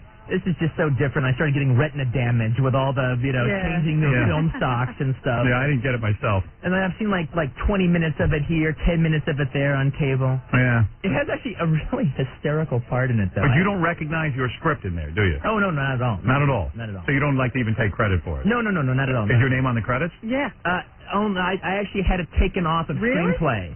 So it's just in their story by. They wanted to have it screenplay. I go, no. I came up with the names Mickey and Mallory, and that's all I'll take credit for. Yes, after that, I don't want any credit. Isn't that cool when you don't want credit? Right. That's great. And it's cool. They almost sued me to make me take credit. Really? Now what is this I'm reading? You have an IQ of 160? Is this true? Tell the truth. That's what my mom says. I've never done that. Have you taken an IQ test? I did. I took an IQ test when I was a little kid. And is that one of those things that becomes like movie legend that you have this IQ of 160 and even you don't believe it? Yeah, I don't. I mean, I've never taken an IQ test that I can remember in my life. I'm sure my mom had All right. Answer this question. when I was a little kid, What number Oh, no. does not belong in the following series? Well, no, wait a minute now. No, You're this is asking me numbers. I can't even remember my own phone number. But how can a guy with an IQ of 160 not know? These are IQ questions. No, well, I told you, I don't ever remember taking an IQ test. I maybe took one, a 5-year-old version. Somebody must have when tested you're you. 5 years old, and thus, tell me if you know the that way. I told you these numbers get you into trouble. Tell me if you know the answer to this, okay? Just tell me if you know the answer to this. Maybe you are. You might be a genius and you don't know it. You were asking me the worst thing when it comes to numbers. I'm telling you, I don't even know my own phone number. But if you got an IQ of 160, you got to be able to Somehow answer this will come to you. But I'll know if you have an IQ of, because I couldn't answer these questions. I'll be honest with you. I'm an idiot. But I know I have a very. I'm in a deficit here when it comes to numbers. At some Let's point see in my what life, happens. Let's see what happens. You know, I blocked out the Which of the 5 numbers, just listen, is least like the other 4? You know, I'm already gone. You don't even understand the I don't even understand the question, right? Which of the 5 numbers I'm hoping is the least like the other 4? Just listen. 2, 7, 3, 8, 5. I'd almost need to write that down. All right, okay. Okay, 2, 7, 3, 8, 5. That's least like. Least The other like the 4. other 4. See, I think if you're Which a one genius, doesn't belong? I think geniuses know this right away. It's You know, I don't. You don't know, right? Clue. Isn't it number I don't 8? even really kind of understand it. I'm like, what? Like. Is 8 because it's like got one more than the rest? No. No. 8 is the only one that isn't a prime number. That's right. See, but if you're a genius, you know that. I don't even know what a prime number is. Yeah, I don't either. Is it like a prime cut? I don't Is it, It's not divisible by Yeah, is anything. it the part away from You the could muscle? you could ask me that question again, and I still wouldn't get it right. See, that's my problem. What was the answer? 8? Yeah, I always wonder, like when. We asked somebody these questions a week ago. You still don't know the answer? No, I don't. No. All right, here. I'm All right. I'm a little selective in my genius. All right. Listen to this. Which of the following 5 is least like the others? You ready? Yeah. Copper, nickel, iron, brass, tin. I wouldn't know that. Which is the least? Which of the following 5 is least like the others? Copper, nickel, iron, brass, tin. Copper? Yeah, you see, I don't know. It's brass. It's an alloy. All the others are simple metals. Who would know that? I didn't know that one. I don't know. Who cares? Oh, hey, you got an IQ of 160. I'm downgrading you. I say you don't have an IQ of 160. All right, listen. Let's go through it. You were working in a video store. I love this story. I think it's great. And I don't know how many people are aware But did you go to film school or anything? Nope. Nothing. Good Lord. I didn't even go to high school. I dropped out in junior high. I dropped out in the 9th grade. Wow. Not even high school yet. And were your parents disappointed in you? Well, my mom. It was funny because my mom is always. It's very strange because she's always said that. She let me quit school when I wanted to quit school just because. Boy, my mom wouldn't. Your mom's cool. She'd let you do that. She, I remember exactly how it went down, and she doesn't. All right, what happened was, I'd spent 3 weeks having ditched. All right, and you know that situation where you've ditched for so long, you can't even catch up. By the time you go back to school, you're going to get in real trouble because the minute you show up, they're going to call your parents. Right. So you're going to get busted anyway. You might as well just stay out until they finally call them, because the day you do go back is the day they're going to get called. See, that's always my nightmare. Whenever I have a dream, my dream is that I've skipped so much school that I can't even catch up or go back. But you really did it. Oh, yeah. No, I did it. Now, where would you go in 9th grade? You would just hang out with your friends? Where were you go to the mall or go see a movie in the afternoon or Really? just go hang out. And you knew you wanted to be a filmmaker? Then I wanted... I hadn't really quite got to the filmmaking thing yet. Then Where I are you wanted to be just growing an up? actor. Where is this all taking place? This is in the South Bay area of Los Angeles. Okay. Oh, okay. And a lot of different cities all around the South Bay. Hawthorne, Torrance. So you grew up in California? Yeah. All right. And in 9th grade, you drop out of school. Your mom doesn't even have a choice, really, because you're just such a screw-up that you just... Well, what happened, though, is we get into an argument about it when I get busted for it. All right, we get into an argument. And you know how you throw crap in your parents' face in the middle of an argument, and you go, "Well, I quit anyway." Right. All right. And she's like, "Oh no, you don't quit," and then blah blah blah. Okay, well, I knew she was going to say that. I mean, her whole life was built on pulling herself up by her bootstraps through education. Right. All right. So that was the end of that. I mean, it was just a way to. In 9th grade, you're what? 15 years old? Yeah. 15 years old. Mm-hmm. Actually, you know what? I claim you learned enough by the time you're 15 in school. Actually, I got held back once. So I was actually 16 years old. You were 16. Yeah. So you were of age to quit anyway. Yeah, I was of age. You were getting a little too old to be in the 9th grade. Exactly. It was getting a little embarrassing. I started saving, all right? You were the oldest kid in the 9th grade. If you were this tall, that was pretty scary to the teachers anyway. And are you the kind of guy who gets laid a lot? Because when I take you up to a director, you get major pieces of ass now. You're not a bad-looking guy now that I'm looking at you. Oh, thanks. Yeah, now that I'm looking at you. Yeah, I'm looking you over. You're not a bad-looking guy, right, Robin? He's not a bad-looking guy. Well, he's not Brad Pitt. No, but Well, I didn't claim to be. you're not a good looking enough guy to be getting Mira Sorvino like you are now, right? No, I am. You are a good looking enough guy. I'm a good enough looking guy to hold my woman. Don't you think your woman wants you because you're a director, not because of your looks? No. Were you getting that caliber of woman in the 9th grade? No way. In the 9th grade, no, but as an adult, yes. You even got laid before you became a famous director. In the video store. In the video store, you were getting laid. Not getting laid. I was kind of like when I was like, because I was pretty early in my 20s, like 22 or something like that. When you first got laid? Shy. Wait a second. You were 22 when you first got laid? No, I was 22 in the video store. 22. Everyone must have thought you were a real loser. 22 years old working in a video store. Oh, my mom did for sure. Yeah, I mean, this looked pretty bad, didn't it? And you wanted to be... Wait. 22 is about the time that you should be working in a video store. 5 years later is when I started feeling like a loser. Yeah. Let's get it straight. Right, now, that's pretty 22 bad. is okay. Now, 26 is something else. Little shaky. 26, you were still in the video store. Yeah. Right. And you hadn't written a script. You hadn't done anything. Had you acted yet? Not really, because actually... Why did you say here you played an Elvis impersonator on an episode of The Golden Girls? No, I did that. Yeah, that happened during that time. Really? Yeah. No kidding. I'd like to see tape of that. They showed it on Keenan when I was on Keenan. Oh, yeah? Yeah. Pretty funny, huh? Well, the thing, it was actually kind of funny when they show up because I went through two major big periods as far as, like, look and style was concerned.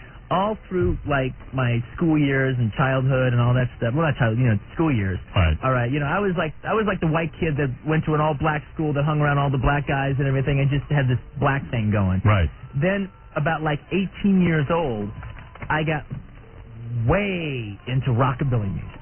Really? Yeah. What a weird thing to go to. Big way. No all right? kidding. I just fancied myself. I was like the second coming of Elvis Presley. Right. All right. And so...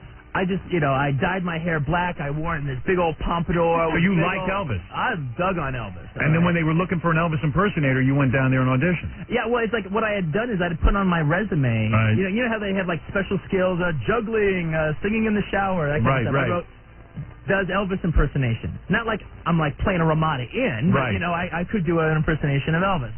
All right. Let me hear your Elvis impersonation. No. Not that good, is I'm it? too much of an actor now. I don't do impersonations. I only do performances. Only performances. And your acting teacher is the guy from Dukes of Hazzard, Roscoe P. Coltrane? That's him, yeah. Is that true? Yeah.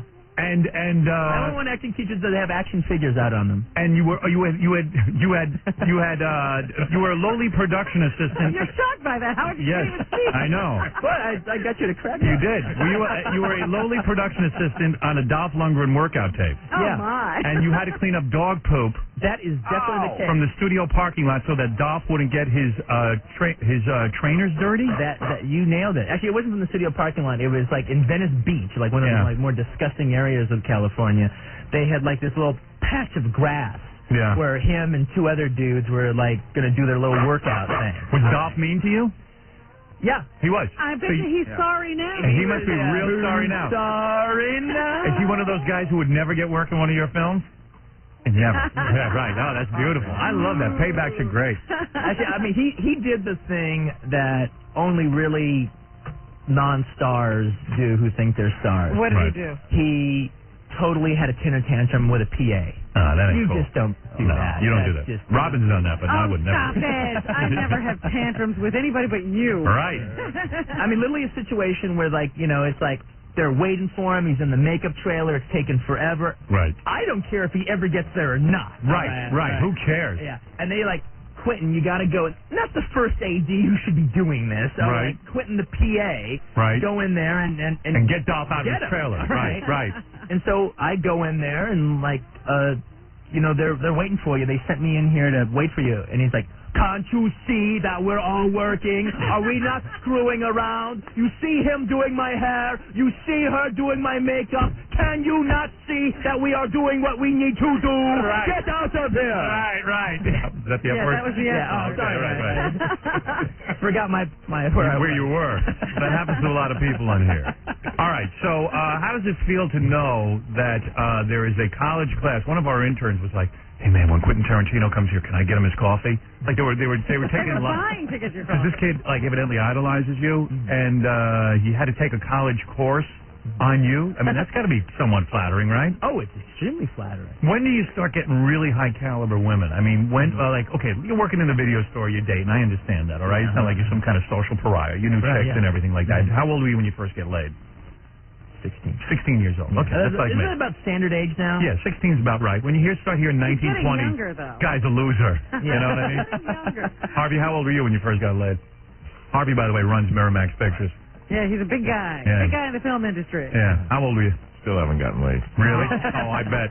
Harvey started at 12. Hey, just look at him. You can tell he started at 12. Harvey, did you get laid at 12? Is that true? Yeah. Well, you can bang any chick you want now, right? Yeah, oh yeah. Hey. Fred goes, oh yeah. Hey, Fred says I'll let you bang him. Yeah. Harvey, you married or are you single? Hey. You're married? Oh, so you got to do it on the side, huh? All right, no problem with that. Okay, so when are you way to go, Harvey. Way to choke under pressure, yeah. If I would have been handling the movie, you would have had a Golden Globe nomination. Really? Is that true? Definitely. Thank you. And maybe an Academy nomination. Yeah, I'm a little picked at that. My movie deserves some sort of nomination. I'll get to this Jackie Brown movie in a minute, though. I got to go through your whole life. Yeah, we're still early. All right, yeah. You haven't even made a movie. I'm not Yeah. thumping the drum yet. Let's go. All right, so you're doing a bunch of crummy jobs in Hollywood. You're an Elvis impersonator in The Golden Girls. You're cleaning up dog crap for Dolph Lundgren. And how do you get your first? What is your first big break, like directing? What is that? Oh, Reservoir Dogs. Reservoir Dogs, because you make that on your own. Yeah, but there's some things that happened before that. Like what? He writes some stuff. Oh yeah. Yeah, I mean that's kind of how I was able to get in. It's like I spent 5 years trying to get different films off the ground. I'd written True Romance and spent literally about I think 3 years writing to get that going as a directing thing for me to no avail whatsoever. Well, who would hire you as a director? You hadn't even done anything, right? Exactly. Oh, I wasn't even trying to get go into a studio or something and have them say let's do it.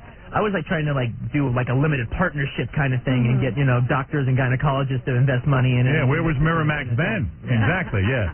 So you would pitch. You would go around to gynecologists and stuff and say, "Hey, you want to be in the movies?" Yeah, it didn't.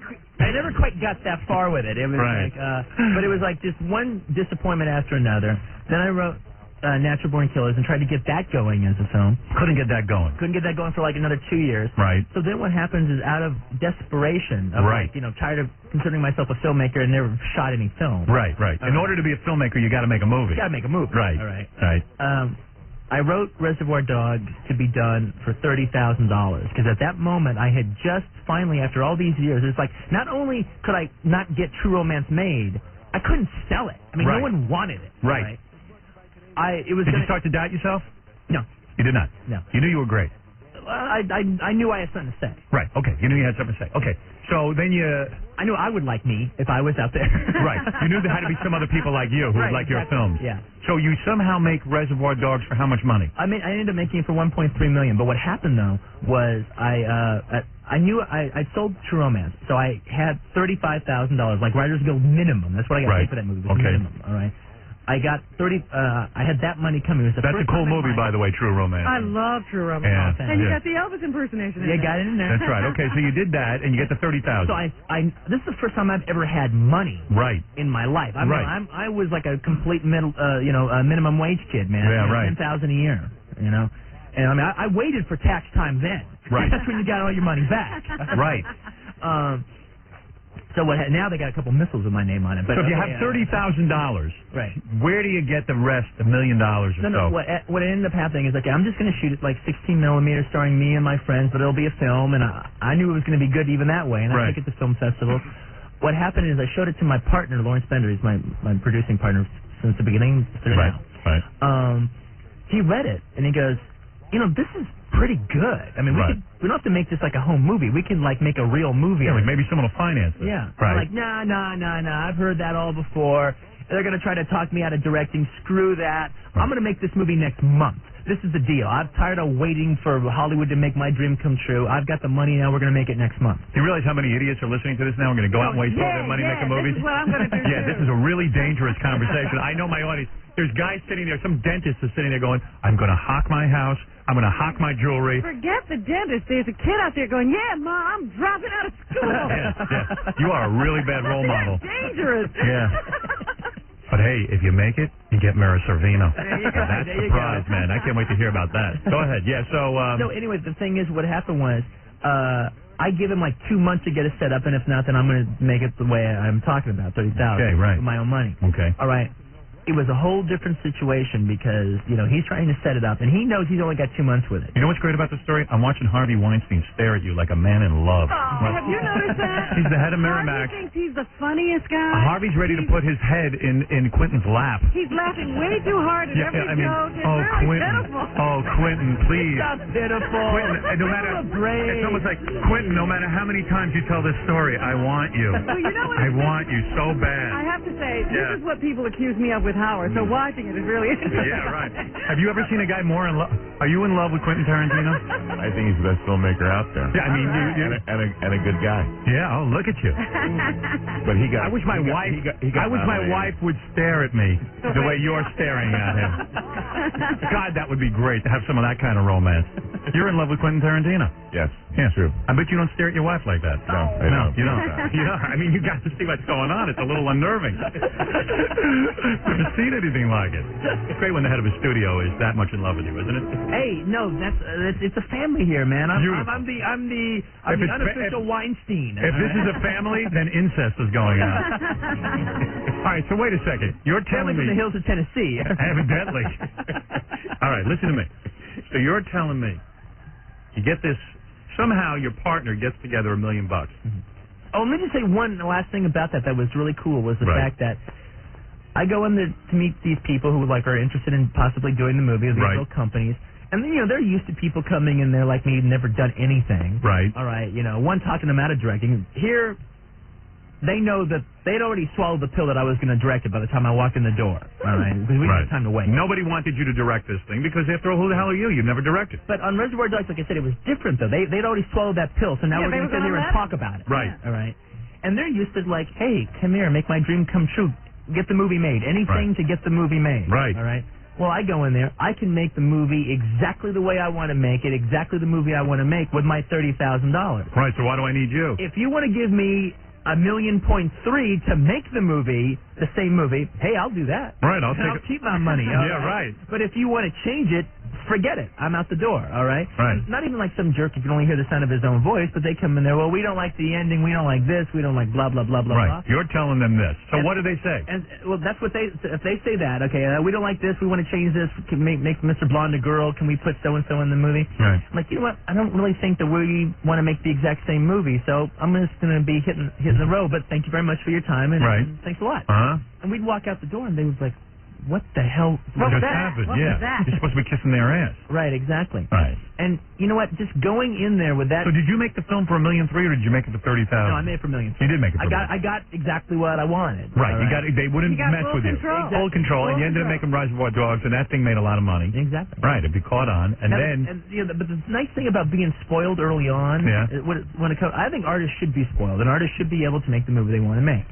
And the thing is cool about being spoiled early on is you really can't work any other way after that. Right. Could you work at another radio station, following the rules that everybody else has to follow? Just pay me, I'll do whatever I have to do. Right, I don't care. like that's happened in your career. Right. No, I could not. This is the way I have to work. Yeah, and that's... I'm an artist, you mean? Yeah. I mean I am an artist, right? Right, of course. I didn't realize this was art. This crap is our art. This is our art.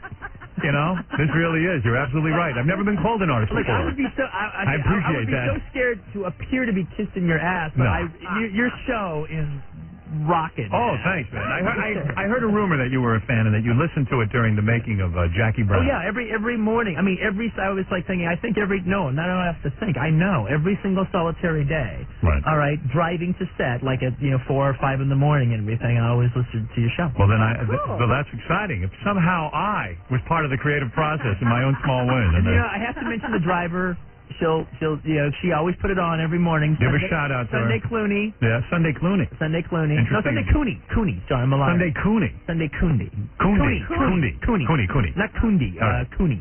So fast forward a bit, Pulp Fiction comes out, and all that stuff, and then you become like a megastar, right? You're now a superstar director. And then it seems like you went away for a while. Like you were just sort of hanging out. Why? You just didn't feel inspired? Well, he appeared in some movies. Yeah. And and a couple of other things came out. But you just hung for a while? Yeah, well, what happened is, it's like, what people didn't realize, I took about like I didn't do another movie for 3 years. I thought you were just out of the movies. I figured you're not going to make any more. Yeah, he's going to make one great film and then go away. That's what I would do. That's Make one great one. See, I didn't mind that idea. Right. Why not? It's like there was a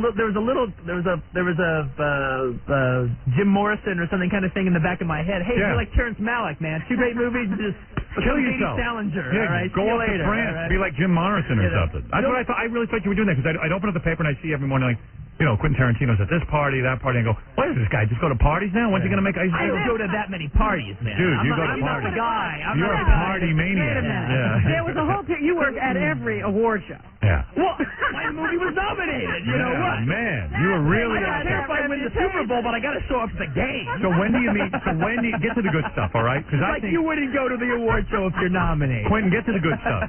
So like when do you start dating actresses and stuff? Is Mira the first one or did you have others before that? Like famous stuff? Didn't you have a little fling with Yeah, who did Uma? Oh, Uma Thurman. I'd like to bang her until her head falls off. How's that, man? Was that great? We had a unconsummated, unspoken, very nice relationship. You had an unconsummated? Unconsummated, yeah. Oh, darn. You met because she was in Pulp Fiction. Yeah. And you fell in love with your actress. That's perfectly understandable. No, I didn't fall in love with her. We had a nice friendship. We had a romantic friendship. You didn't bang her? That happened. And you're telling me you could have a romantic friendship with a girl and not bang her? I would not even, and this is not a joke, I would not even think of having a relationship with an actress. And I was free then. When I was doing Pulp Fiction, I was single. Right. I would not think of having a romantic relationship with an actress while I was making a movie. That is so goddamn professional. Isn't that why you do it? That's why. Why did you get into film then? I'd work at a video store if I didn't want to get laid. The thing is, and I'm not even just trying. It's just like, it's like, you know what? If this is real, this is going to be there afterwards. Right. All right, and if it's not real, then let's not let it get in the way of anything. Can I be honest with you? I could never be that patient. That's way too rational. That is so professional and rational. You know what I mean? I would say, hey, Uma Thurman wants me. I'm the director. I know. Hey, listen, I probably should wait till it's over, but I can't help myself. Maybe it's a movie. Maybe it's me. Who cares? I'd have sex with her. I'd have sex with Uma Thurman. I just would. I don't care. I don't care about people. Sometimes you break the rules. Listen to you. Meanwhile, you do nothing. But well, what do you know? I've had my share. Yeah, right. Well, I would if I could get free. Well, I also got to say something though. I guess it's that like Uma. It's like, she's a hot piece of Well, ass. I got to say this. Who's better, her or Mira in terms of looks? Oh, stop. Oh, I'll tell you. Okay, I'll answer that question. Please. Okay. You would know. You're a director. My feeling about Uma is I really like Uma a lot, and we get along really well. She doesn't strike me sexually. Really? Yeah. I mean, she's really pretty. You might be gay. No, she's really pretty, but Mira's hot. Well, wait a second. Let me ask you something. Right. There's a sensuality about Mira, and I don't. Oh, I'm not knocking Mira. Yeah. We're going to get to Mira in a minute. But Uma is. Uma. Listen to his name. Yeah, really weird name. But it's Hollywood. Her name is probably Estelle Schwartz. So yeah, Uma. Terrible in Batman. Did you see Batman? I didn't see Batman. No. Horrible performance. You would not have been impressed. I've actually heard that she gave the best performance in that movie. Awful. I read some reviews of that. There were no good performances. Harvey, did you see Batman? She was the best in the movie. Wrong. I thought you knew something. Now I clearly see. Who was the best Get out of in the here. movie? Nobody was good. Who was the best in that movie? Was good. Oma was good in that movie? You think she's the worst in that movie? Like, yes. Worse than anyone in the movie. No, not worse than George Clooney. Well, George Clooney didn't get to do anything. I mean, Uma was horrible. Probably horrible directing. I'm talking about two friends of mine, and I haven't seen the movie, so I can't properly defend them. Uma is a good actress. Don't get me wrong, very good in Pulp Fiction, but I blame the director. Yeah, I blame the director. I think this guy is a horrible director. The guy who directed Batman. Schumacher. Horrible. Not bad. Horrible. I'm not afraid to say it. Just as you are, Harvey. All right. I think they're wrong. Joel Schumacher's a good director. Really? Well, then why don't you have him directing something for you? Joel Schumacher did Flatliners. He did St. Elmo's Fire. Did The Lost Boys. All right, those were good. He is a good director. All right, then you're right. It was good. And he was a brilliant production designer before he was a director. Really? You know what? Go ahead, rain on my parade. You know something weird about Joel Schumacher? I don't really know the man. Harvey knows something about film. Yeah, I don't know anything, okay? Okay. All right. You know what blows my mind about Joel Schumacher? What? All right, you've seen him, you've heard him, you know what he's like. Right? I don't really know the man. No, but you've seen him on interviews or something like that. You got a mental image. I do. All right. He wrote Car Wash. Really? Yeah. Well, that's weird. Yeah, where'd that come from? It's like that's like one of the coolest movies of the 70s, and he wrote it. Excuse me. Schumacher wrote Car Wash. That isn't half as mind-blowing to me than the fact that you didn't have intercourse with Uma Thurman. That is more mind-blowing. I mean, seriously, I don't get it. Kind of a story. Joel Schumacher could write Car Wash all day long. Yeah, all right. but you not having intercourse with Uma Thurman. So you're telling me, even though you had a relationship with her, you were her boyfriend. No, I wasn't a boyfriend. Not a boyfriend. You were not. I was not a boyfriend. I was a director. We Oh, had but a what about romantic afterwards? Friendship. And afterward, there was no romance. No. Really? She split, and I split, and we just. So you used to kiss a little bit and stuff like that. Interesting. She didn't do it for him. I can't believe it. She doesn't do it for me that way. That's big news. Let me absorb that. We have to stop for a moment. We have to stop for a moment. Let me catch my breath. That's major news. I'm sorry. See, I'd write a movie about that. I really would. That would be my. I need financing. Forget that. You got it. finally get to a point now. You've made this movie. Everybody wants to know you and see you. Do you start calling the modeling agencies and hooking yourself up? Now you were on a major role after Pulp Fiction. Have you ever gone through a magazine and said, "Hey, there's a model I'd like to date"? Until you just said it right now, it never occurred to me to do something like that. Now you'll be doing it? No. What is the wildest thing you were involved with after Pulp Fiction sexually? I mean, were you having 2 or 3 women at the same time? I mean, I would probably think you're a single guy. Mm-hmm. I would take advantage of this. I'm sorry. I would. I just would. In fact, I want to take advantage of that. Of whatever it is I've got going on. All right? I mean, you must have found it terribly intoxicating. All of Hollywood at your feet. Am I correct? It was interesting. It was an interesting ride. 27 years old, you were in a video store. Now you're the hottest director in the country. You're single, and you can have anyone you want. Well, I'll tell you. What do you do? Do you go berserk for a while? Do you do a lot of coke? What do you do? No, I didn't do that. No. Look at Harvey saying no. What, you know everything about him? Harvey knows the whole story. Yeah. Even when you started asking him about Uma, he's like yesing and knowing. He's like there for Harvey, everything. Harvey, why don't you get a life of your own, okay? Seriously, it's pathetic. Really sad. No, just sit there and don't move. Never saw a guy. Guy's the head of a studio. He knows more about Quentin Tarantino than anything I've ever seen. Intimate details. Yes, Quentin didn't like Uma that way. Okay, good. What does I'm Miramax's Mickey Mouse. Yeah, evidently. It's a big what deal. does Quentin eat for breakfast? Yeah. Well, how often does Quentin move his bowels? Oh. What kind of brand does he use? All right, Quentin. Ignore Harvey. Harvey's had too much of a role. He does ignore me. Okay.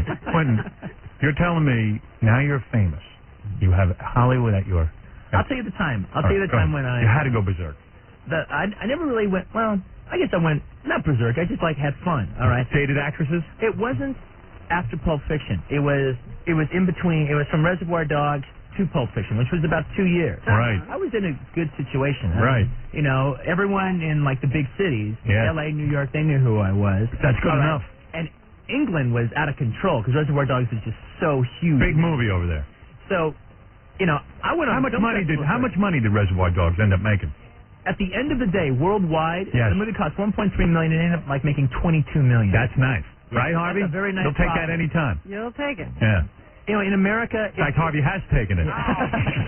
Quite frankly. Well, it was kind of cool because in America, it played like a successful little art film. Right. But overseas, it played big. like a big movie. Right. It played like a competitive movie. People liked it. Yeah. Okay. So then... What I did in that time, because I spent a year on the film festival circuit. Go ahead. You're all over the world. Yeah. See, that's when you start banging That's asses. it, man. Yeah. That's it. That's why you go on a film festival. And that's where all the starlets show up. I went to Cannes. I could have gotten laid every night. There you go, man. That's what he was doing. You know what an aphrodisiac it is to a woman to see a giant float of a guy in the water that almost gets shot down by the French police?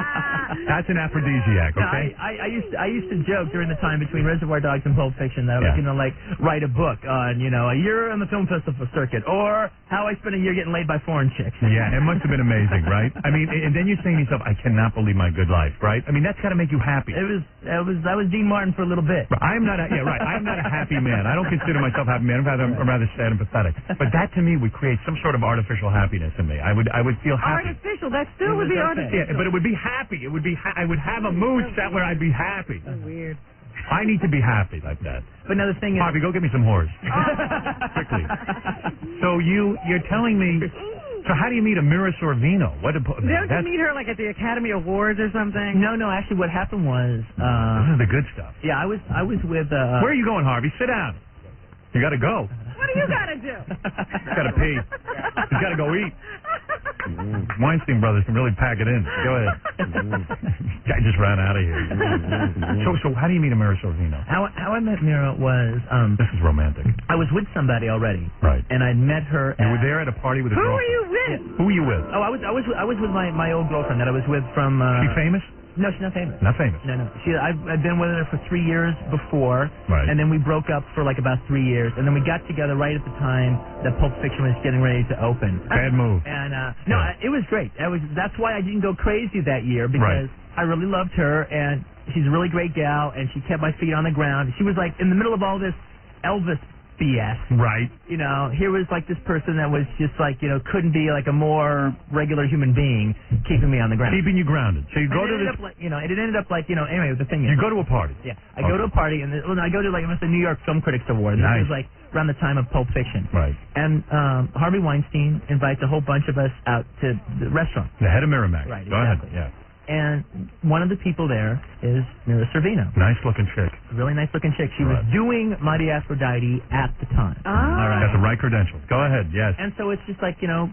I'm talking and somebody else at the table's talking and she's talking, you know, and I'm like, wow, this chick's really cool. Yeah. She's really neat. Harvard chick, right? Yeah. What? Well-educated Harvard. Oh, what really blew me away is I was like always this big, you know, Asian file liking, you know, Chinese movies and stuff like that. Right. And it turns out that like she speaks Mandarin fluent. Really? And you got to be smart for that. She spent like a year in China. All right. That's got to impress a guy. And I was really, really impressed. And she started speaking Chinese to you? She spoke a little Chinese. Yeah. Oh, that's nice, man. And it was like... I'm into foot binding myself. Oh, you. Yeah, that's my thing. over there. I'm listening to the story. Yeah, I want to know how quick you got into her pants. Well, the thing is, yeah. It took a long time. Really? Yeah, well, what happened was, it was like, I mean, I was with somebody, and I wasn't on the make or anything, but it was like, she was this really cool person. I had this one dinner with her. I didn't see her again for another year. You start calling her during the year? No. Nothing. No contact. No contact whatsoever. Right. Whole year passes. Go ahead. All right. I'm like breaking up with my girlfriend, and I end up going to the Toronto Film Festival for the movie I did 4 Rooms. Okay. All right. She's there with Mighty Aphrodite. Nice. All right. On the plane, I get the Variety review about Mighty Aphrodite. And it's just, A Star is Born, Mira Sorvino steals the show, blah, blah, blah, blah, You blah. say, hey, I could have banged her.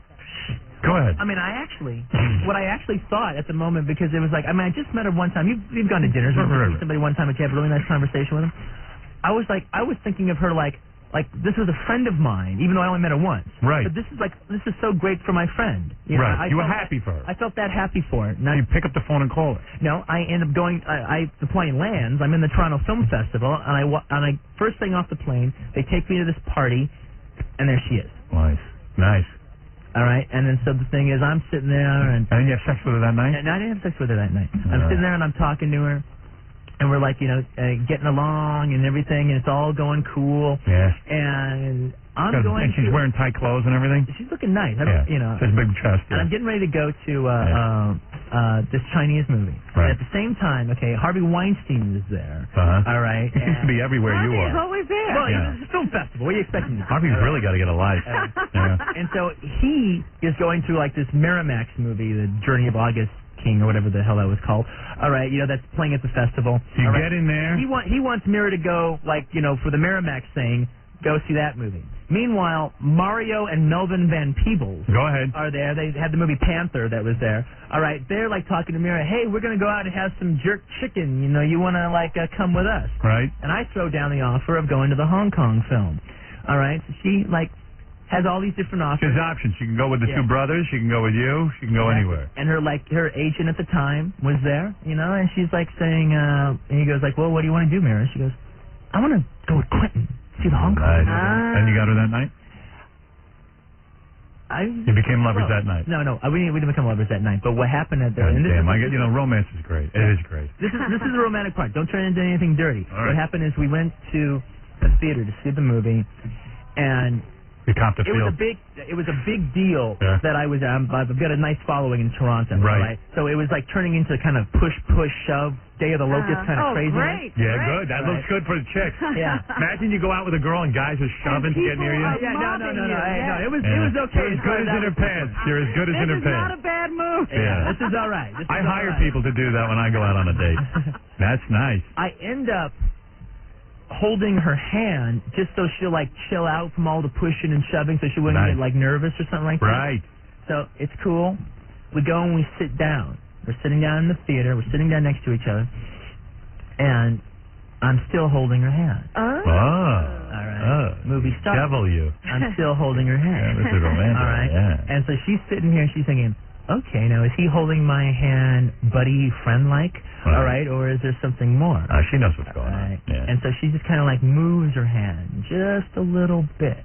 All right, just to see like what's going on. Yeah, exactly. And I move my hand just a little bit. All right. And then we both okay, here we go.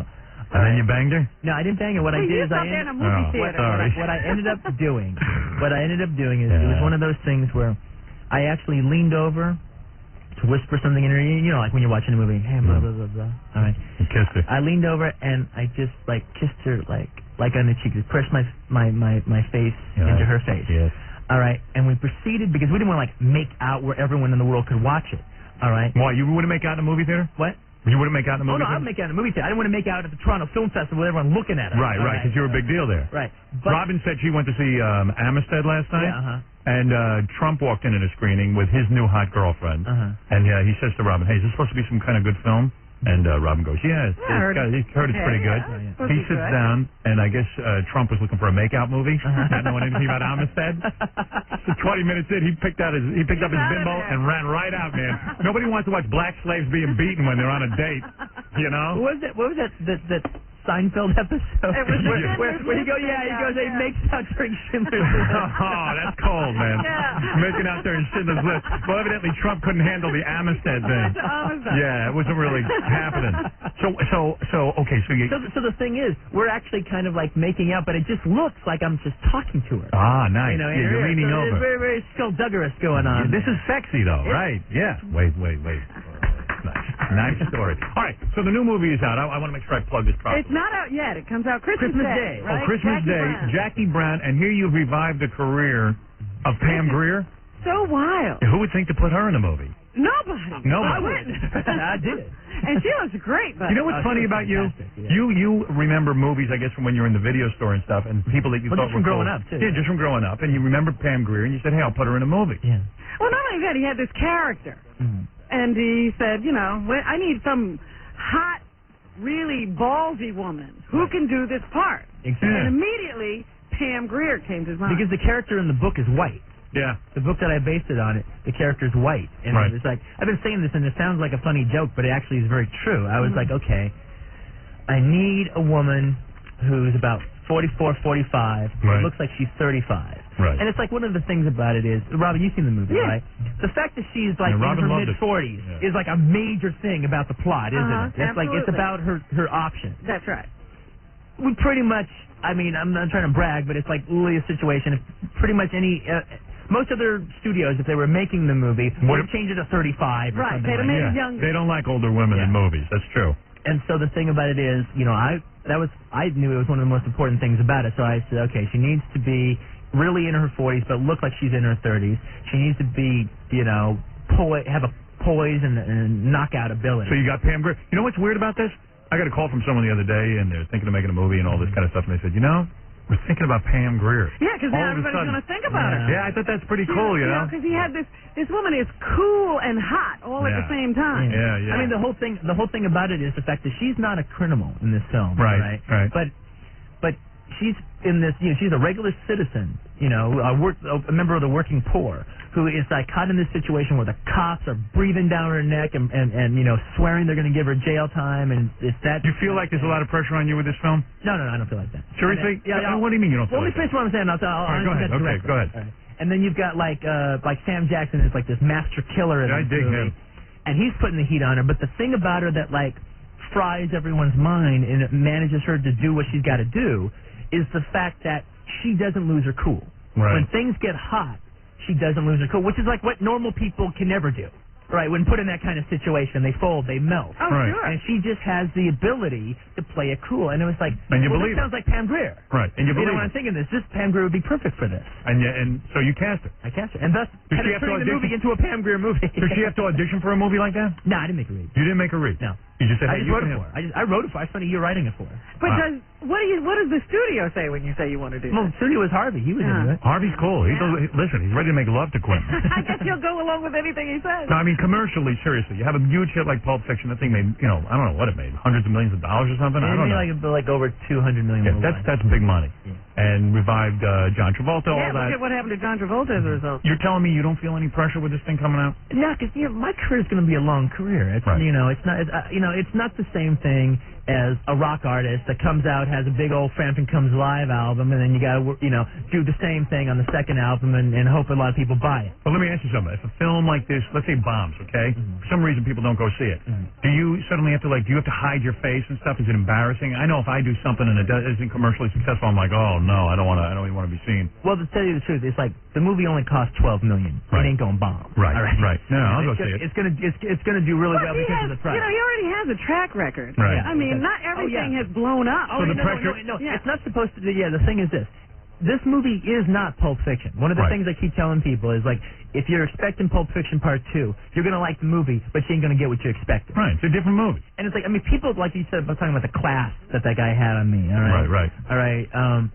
People talk about me and my career as if I've done 5 films. Right. I've done 2. Right. See, I've seen all your movies. Oh, you saw both of them, huh? Yeah. All right, it's like, this is my 3rd film. All right, and Pulp Fiction was different from Reservoir Dogs. This is different from Pulp Fiction.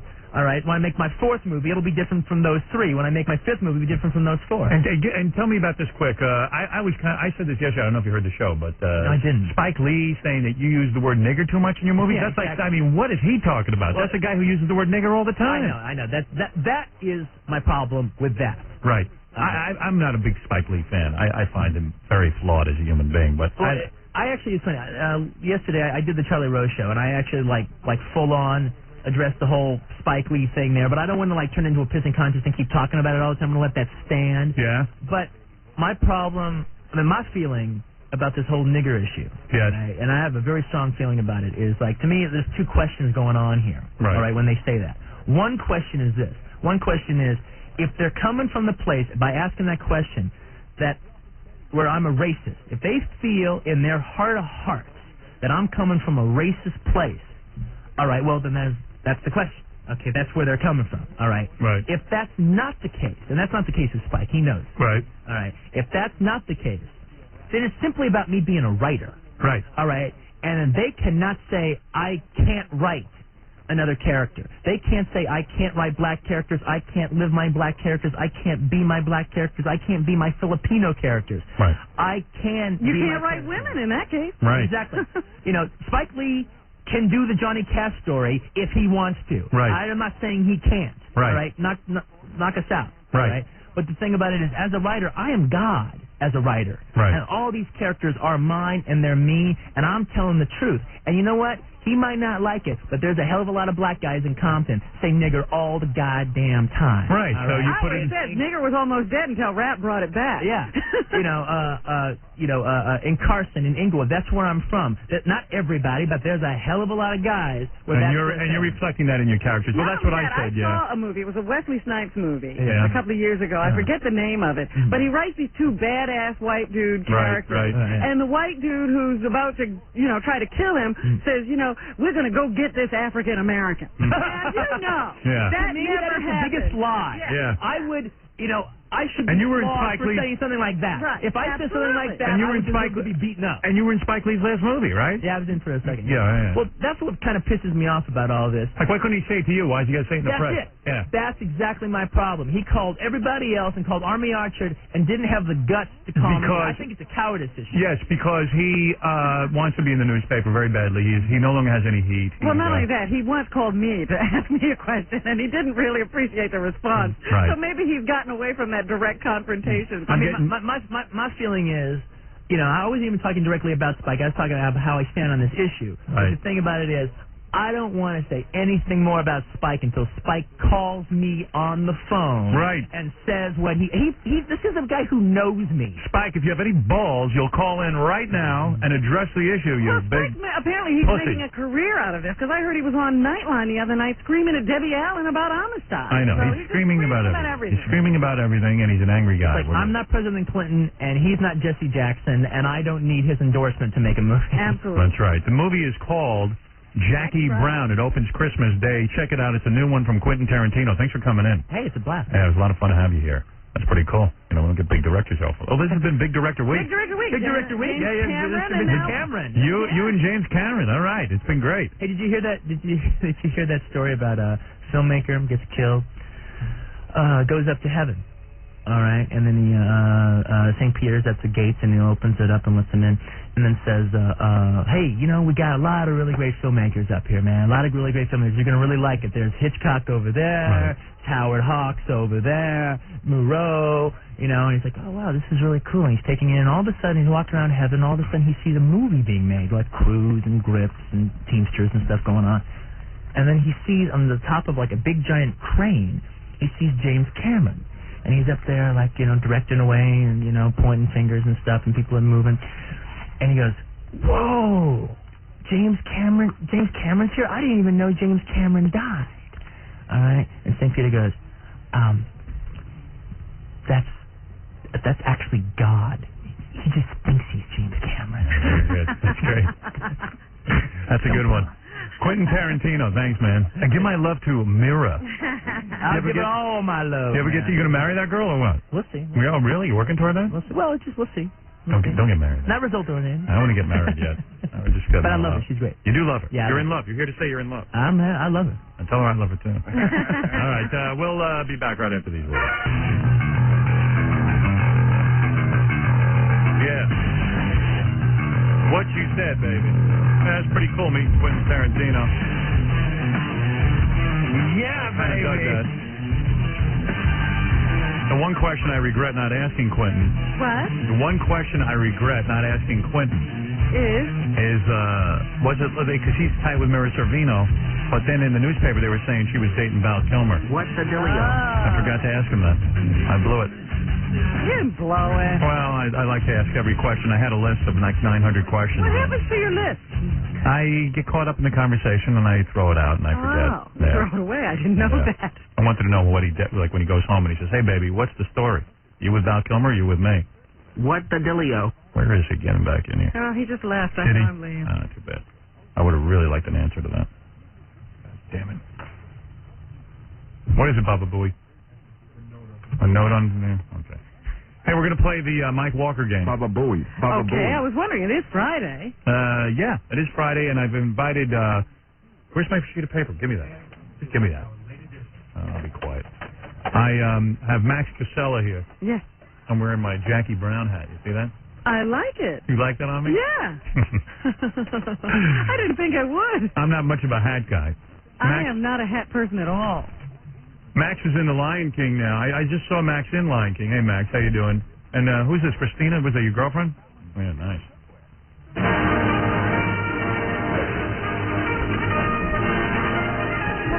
Nice. Hey, Max, how you doing? How you doing? Max was up early in the morning this morning? Yeah, he's up early in the morning. I think he's up. You up? I don't know. I'll tell you in a Not minute. sure. Yeah, I saw Max in Lion King. I did too. Yeah, and then I used to watch it on Doogie Howser. It was one of my favorite shows. Love that show. Thanks. God damn, that was good. I love stories about guys who, like, you know, at 16 years that old. teenage period when you're trying to get girls. Yeah, and then the kid could be a doctor and stuff. Yeah. That's cool, you know. That's Yeah. a cool thing. And I didn't realize how old you were when you were doing that. You were playing a 16-year-old, but you were like 28 years old or 22. something. 22? 22 to like 24. Yeah. Yeah. Someone told me you're a real serious dude. Serious? Like, yeah. Are you? Yeah. Like you're a real intense actor and everything? Well, I don't get to do too many intense parts, actually. But, Yeah, right. Oh, you will. You're waiting to break out. I actually would want to do that because that's what I feel like I really am. I What, mean, I'm not intense like, guy, right. I'm not like the guys I play, really, who are manic and kind of crazy. I'm Yeah. really like... Then would you like to do less comedy and more drama? Well, I love comedy, but I want to do drama because I never get to do it, and I know I'd be really good at it. Yeah. Well, everybody out there listening, Max wants to do drama. Yeah. I wanted to meet Quentin, but he You didn't walked right by. He blew you off, huh? I didn't even get a chance. I looked up. I was reading about Chris Farley, and I looked up, and there he went. I was like, oh, no, I missed him. He was pretty cool. He's very cool. Yeah. That was pretty neat meeting him. See, we're all sitting here thinking, well, will Quentin tag us for his next film? Hey, you're thinking that? Yeah. I'm thinking that? Get in line. I'm like, hey, I think he's looking at me. Come on, he looked at me. He might Hey, see something. if he could write a movie for Pam Grier, he could write one for me. Why not? If he can find something to Bruce Willis, why not me? Yeah, right. Yeah, we were all hopping all over him. Have you seen Jackie Brown yet? No, Yeah, you? I can't wait. No. Yeah, Robin saw it, said it was real good. You're going to enjoy it. It's Yeah, Robin's over there. Oh, hey, Robin, how are you? Because Max is talking to the real doll. That ain't Robin. I thought you was real. No, that's a doll. You can touch her breast. It's okay, even though your girlfriend's here. It's all right. I won't do it. Just take liberties, whatever you want. I like guys bringing their girlfriends in. How long you two been hooking up? For about 7 months. Oh yeah. Yeah. You You were meet in big. New York? Were you a big Doogie Howser fan? I never saw Doogie Howser. Yeah, that's what the Yoko said to John Lennon. Yeah. I still haven't seen it. Really? I wouldn't show any episodes of it. Really? I saw about 30 seconds of one episode. Did you see him in The Lion King? Yeah, I've seen The Lion King twice. Man, that's good, man. I love that Did play. you like it? I Oh, saw you, man. Howard, with your little kid on your shoulder. Yeah, well, I had my kids there. I had my 3 kids with me. You had a kid on your shoulder? No, that wasn't me. My head looks like a little kid. No, you had a kid who you were holding her or something. No, I wasn't holding her, but maybe. Oh yeah. As a matter of fact, at the end, curtain call, yeah, at the I was curtain call, right. he's right. okay. Yeah, I was holding her Yeah. because she couldn't see anything at the curtain call, so I held her up. Yeah, it's hard not to, it's hard to miss Howard when he stands. Well, I picked him out immediately. I normally can't see anybody. Yeah. Yeah, well, maybe you don't miss me. I look like the Lion King, actually. Hey, you're real good in it too, man. Thanks. Yeah, you did a real nice That's job. a whole different element of puppeteering and stuff. Yeah, tough I didn't job. I didn't want to even try my hand at it at first because it was.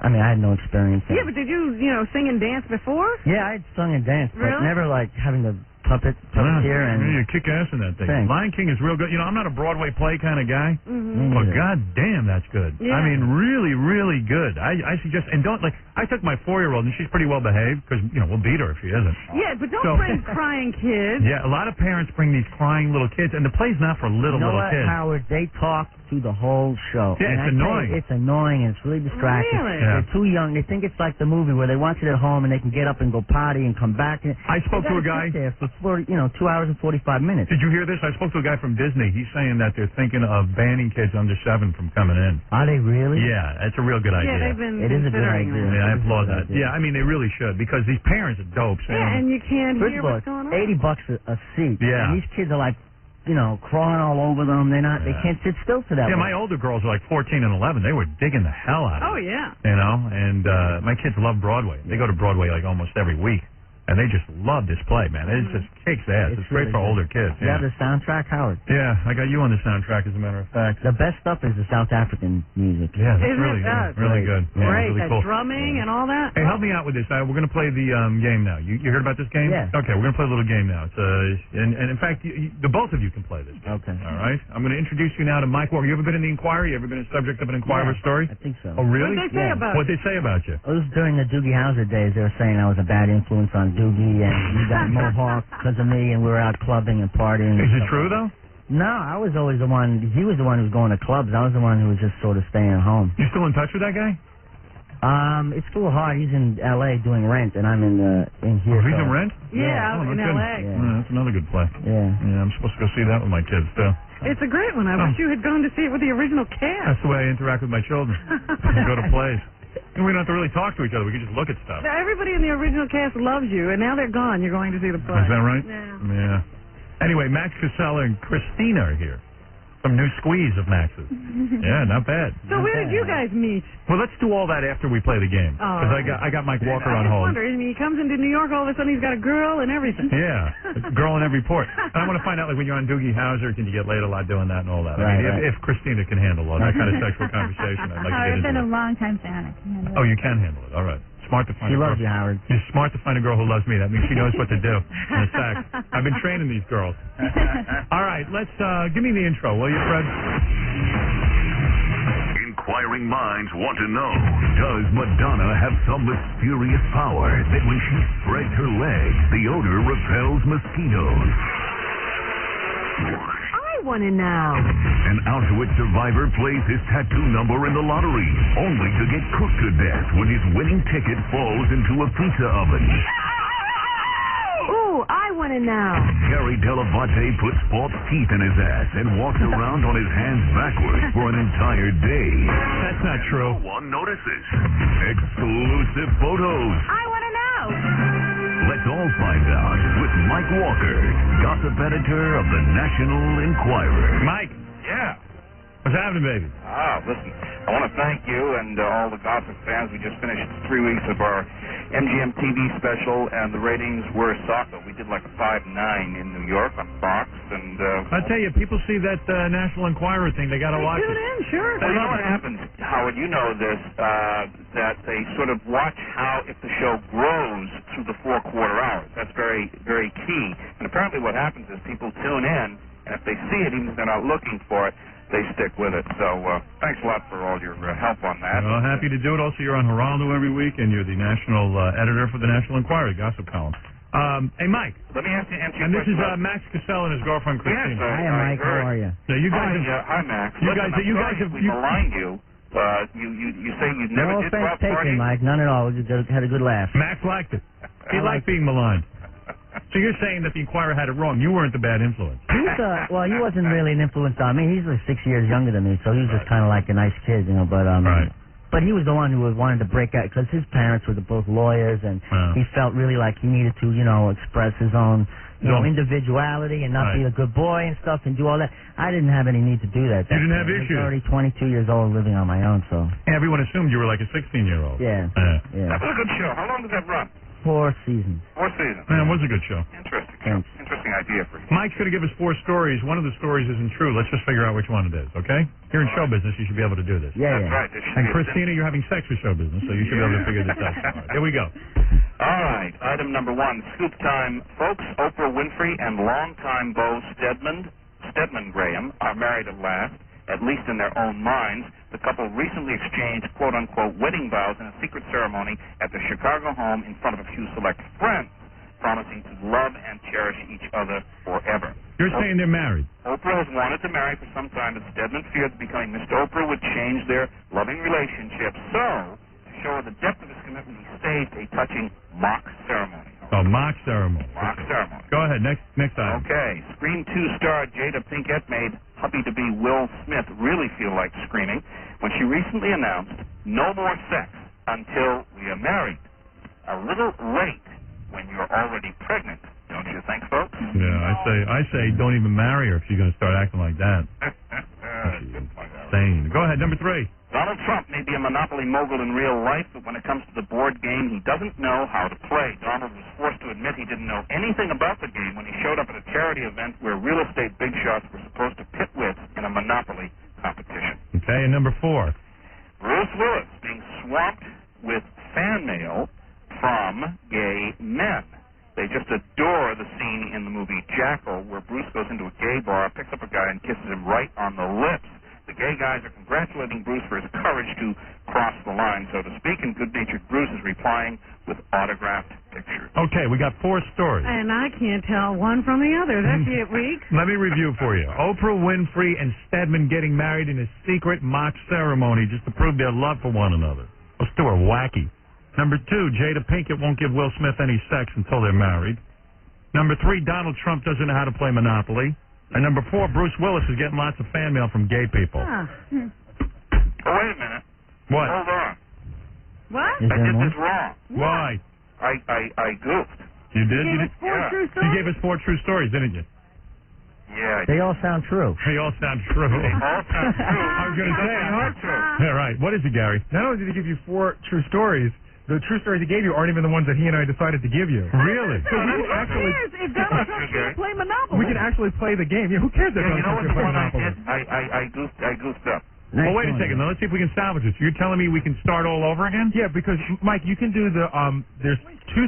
I can do some others. You can do 3 stories and the fake story. Okay, good. All right, now let's wait. We're going to start the game all over again. One fake story we have to guess. We have to guess the fake It's story. early in the morning for me, So all right? let's just say all of the ones we heard are true. Right.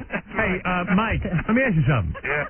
Are you on any substance? Oh. I mean, Why have you seriously. been mourning over Chris Farley? Is it the Chris Farley I thing? had a late night. I was down in the village, with Amy. Yeah, what were you doing? I was ingesting a substance, but it was it's not a control. You're not a Bruce Willis fan, are you? All right, here we go. All right, Max Costello, Try it again. Christina, listen carefully. Obviously, something is wrong with Mike Walker. All right.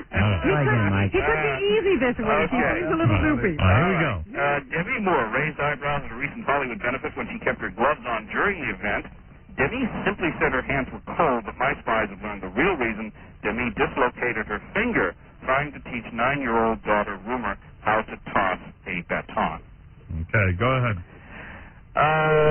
Jim Belushi limited tough guy Paul Sorvino for delivering a little lecture to Jim about not following in late brother John's footsteps to an early grave, a la Chris Farley. Of course, the two were dining together at the Tinseltown Cafe, and Jim was so blistering mad he stormed off, leaving Paul Sorvino alone with the check.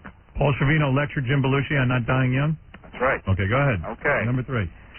No more traffic hassles for David Hasselhoff. He's plunked down $1 million plus for a high-end helicopter that will ferry him from his L.A. backyard to the Baywatch set on Venice Beach. Horrible. David was inspired to take to the skies by Geraldo Rivera, who guested on the show a while back and wowed David and his jiggly co-stars with tales of choppering into the Big Apple every day from his New Jersey estate. You know, I've gotten those same stories from Geraldo. I never got a chopper. It never encouraged you to get a chopper? No. Number 4. Number 4. You can dress him up department. NYPD Blue Star Dennis Franz, who bared his butt on the hit show, got some embarrassing exposure at a recent charity event. Exiting his limo, he popped a button on his tuxedo jacket, reached down to retrieve it, and the back of his pants ripped wide open. Bright red Franz and his wife Joni stand directly behind his behind, and when they got inside, she mended the trousers in the private room. Here you go. Story number 1, Demi Moore and dislocating her finger. Jim Belushi storming off from a dinner with Paul Sorvino because he's getting a lecture on not dying young. David Hasselhoff got himself a helicopter after seeing Geraldo. And number 4, NYPD Blue Dennis Franz ripped his pants after trying to pick up a button when he popped that off of his jacket. Max, I heard you saying underneath your breath. So lucid today. I heard you saying underneath your breath that you don't think that the fourth No, the story. Dennis Franz thing doesn't sound. Why is that not possible? I don't know. It just sounds too. You don't think he ripped his pants?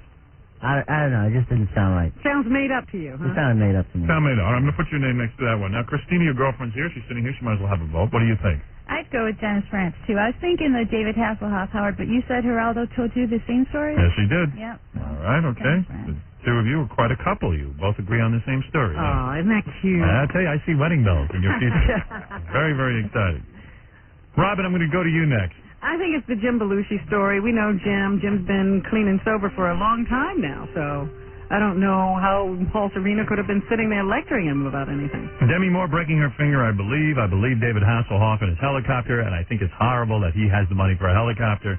I think Dennis Franz could certainly rip his pants. I'm with Robin on this one this week, first time, because Jim Belushi has no sensitivity that way. He would be more than happy to hear a lecture. Fred, are you playing? No, I am not. Okay, so here it is. Robin and Howard say Jim Belushi and Paul Sorvino. Well, we're like a couple, too. Yes, we are. And Max and Christina, Dennis Franz could not possibly have ripped his pants? I don't know. It just sounded like it was. I don't know. He made it up. Well, why? I mean, people rip their pants. People rip their pants. All right, don't get defensive. Don't get prissy. All right. Which well, one that's was the it? fun part of the game, of course, Go because ahead. sometimes the truest things, truth is stranger than fiction, as they say. And I regret to tell you that this is the second week in a row when Nobody got it right. Yeah. All right, what is the true story? The false story. Yeah. The false story is David Hasselhoff, and I base that. And as you know, Howard, Geraldo does tell these stories about choppering in. Yeah. And that, with a little help from Fred, was the inspiration for that item. I see. Well, we got pulled again. What is Paul Sorvino lecturing Jim Belushi about? Yeah. Someone keep his mouth shut. All right, listen. Mike? Does Jim Belushi have a drug problem? Is that it? They have to ask Mike. I don't know. We don't have the inside scoop like they do. Well, hey, Howard, Yeah. I think Mike might have gone to the KR Christmas party because even in the second set of stories, he still didn't do the ones we chose. No, that's not true. No, actually, that's not true. I only had one off in the first. The Donald Trump was the one that where I went wrong, Gary. The other ones were right. Oprah, I got them checked off here. The Donald Trump one wasn't true? It is true. I was out of bed late. I was down at the Village That's Vanguard kinda right. watching Jackie McLean. I'm a jazz fan. All right. Well, listen. Mike Walker, thank you. Good luck with your syndicated television programming. Good luck with everything that you do, and also your Geraldo appearances. And, of course, your syndicated radio program and the pages of the National Enquirer. Well, thanks very much, and happy holidays, guys. Same to you, Mike. All right. Take care. Thank you. Bye-bye. That's Mike Walker, everybody. Whew. Hey, Max, I got to take a break. Christina, I got to take a break. Come back. I want to find out how you get laid on Doogie Howser, if you can or whatever. And then we'll do the news after I that. will also talk to him about how he feels about Nathan Lane. Did you see that? Yeah. Robin, good ears for things. Good ear, Robin. I don't know anything about this, so I want to find out when we get back. When we get back. All right, we'll be back right after these words. Yeah, tonight at 11 p.m., don't miss the E! Show. Big wild episode. You're going to want to watch this one, Max. What's that? As Kendra goes under the console, I had a young woman in here. Things got a little out of control, didn't they, Robin? I couldn't see a thing. Yeah, well, trust me, you did. It was wrong what I did. Poor Robin. I want to apologize. Oh, Robin loves it. I don't know what he's doing over See, there. Robin? Yeah, Robin's the voyeur. You're directly A voyeur. She goes home and pulls out the vibrator and thinks about what I did. Yeah. Oh, yeah, it makes her nuts. What do you think? Was it cheating, Howard? No. He hasn't figured out cheating yet. Cheating to me is only intercourse. Anything else is okay.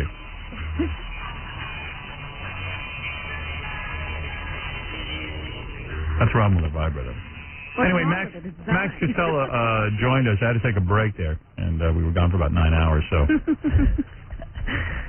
Max actually aged. I've been to L.A. and back. What do you Yeah, you flew to L.A. during the break. Me, I just sat here. Max used to be on Doogie Howser. He was Doogie's pal. Vinny Vinny Del Pino, who used to crawl through the window every day. That's right. Yeah, that was a cool role, man. Can you make a lot of bread doing that? Yeah. Yeah? Yeah. Well, not, relatively compared to, what Not other people Seinfeld. make. Not Seinfeld. Yeah, that's Seinfeld kind of money. But were you set for life after that? Well, because I'm set for life because I don't live extravagantly, Right. I bought a nice apartment in New York City. It's beautiful with a great view, and I'm happy with that. I have a nice car in L.A. Right, as long as you live within your means. And I live within my means. I don't need a lot. I have my Laserdisc collection. That's about what my big spending is. Really? You have a big Laserdisc? Yeah, I have a Not great going library. to compact disc or what is that? Yeah, I'm gonna get that DVD Laserdisc compatible thing so I can keep what I have in vinyl. Let me recommend the Toshiba. They play both. There you That's go. the one I've been Is that using. the only kind that plays both? I don't know. I've never really researched. Toshiba was a sponsor of ours, so we got them. Okay. And that's how we ended up. But they were very good. I mean, we really enjoy it. Yeah, I'm gonna get that. Yeah. So when you're on Doogie Howser, what were you like? You were like a struggling actor kind of thing? Yeah, I was at the time I was in New York going to acting school, acting classes, and doing all the classes throughout the city, just struggling around. I had about 5 different agents I was freelancing with because you could do that at the time. Yeah. And I was going out for all these pilots, and that one clicked. Clicked. No kidding. It was just a lucky thing, Yeah, and it was good that you looked young because you could play a 16-year-old. Yeah, exactly. Yeah, when you showed up for the audition, were you like the oldest one there? I'm always the oldest. I never go up for roles. I'm not going to play guys in who are 30. Yeah, right. Yeah, you still look young. College age now. Yeah, you could get away with a college age kid thing. Yeah. What are you about? 47 years old? 47-year-old midget. Yeah. So, but that's good, I would imagine, right? It's great. Yeah, it's great. Yeah, because no one can peg your age. Right. Yeah. So then, when you're on Doogie, were there groupies and stuff?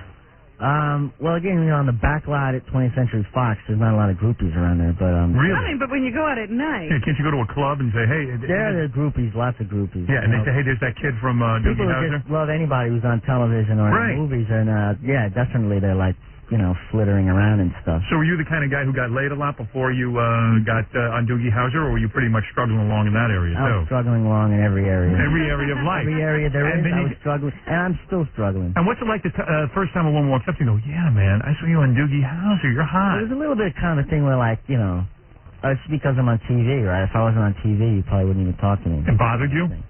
A little bit, because, if you're one of those guys who See, I would overlook it. You didn't just take advantage of it? Yeah, I would overlook it. I would be like this. I'd say, you know what? He's overlooking it right now. Yeah, I would say, listen, I know I'm no Romeo. Well, every once in a while, he comes in here and he I says, didn't say I didn't overlook it, Howard. But I mean, it was in the But it back of bothered my- you. It bothered yeah, you. Yeah. So you didn't make any strong attachments to these girls? Is what No, you're saying. no. Really? Yeah, you're smart. That's why you still got your money. Yeah, right. Aside from Christina, of course.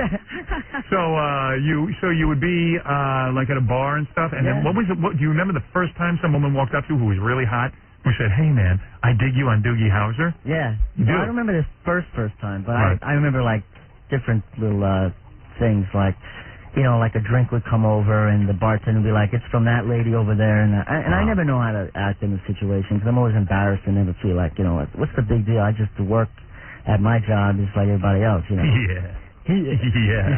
Okay. So you're at the bar. Wait a minute, I don't know how he didn't get swept up the way you sometimes do. Every once in a while, I have to slap Howard back into reality because he'll come in here and he'll say, "I must have gotten better looking." Yeah. I must really be goes right to your head. I will actually get confused and think I'm handsome. It does happen. I go, "Robin, did I get better looking?" She goes, "No, you're still the same ugly ass bastard you always were." And then I set myself straight. You get drunk with it. I do. I get drunk with the power. I truly do. Right. Yes. And that was a great experience. So I'm sure in the back of your mind that you were like, "Wow, Oh this is yeah, great." I loved it. You know, and it's like if I wanted to, we could go, outside or whatever like that. But it's I don't know. I never really took a lot of people up on it. Just a few. You know, once There or were a few he twice, couldn't turn down. The kid who played I would Doogie never, Howser, I'd though, never do anything that was, like promiscuous or dangerous or anything. Really? Stupid. Like I that, would. You know. I would forget all that. AIDS, who cares? I'm going for it. Really? Yeah, baby. You're banging like the broken Oh, screen man. door. Right? I would be a disaster. I would be a disaster out there on the open market. I'll forget about it. Howard, that's not true. You've got it now and you don't act on it. Yeah. You're lying. He likes to fantasize that I he wish would be wild. I would be wild. I would be wild. How'd you hook up with Christina here? She's very cute. Christina actually is a distant cousin of one of my best friends. I suppose you would be your I thought distant cousin. she was his distant I was going to say, now we got a good journey to do this kind of story.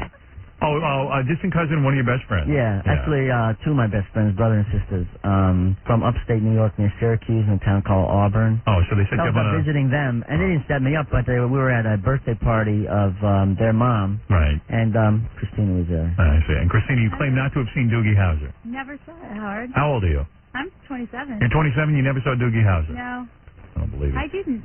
Probably worked in my favor, Howard. So. Yeah, I haven't seen Sergeant Bilko or Ed Wood that Max was in either.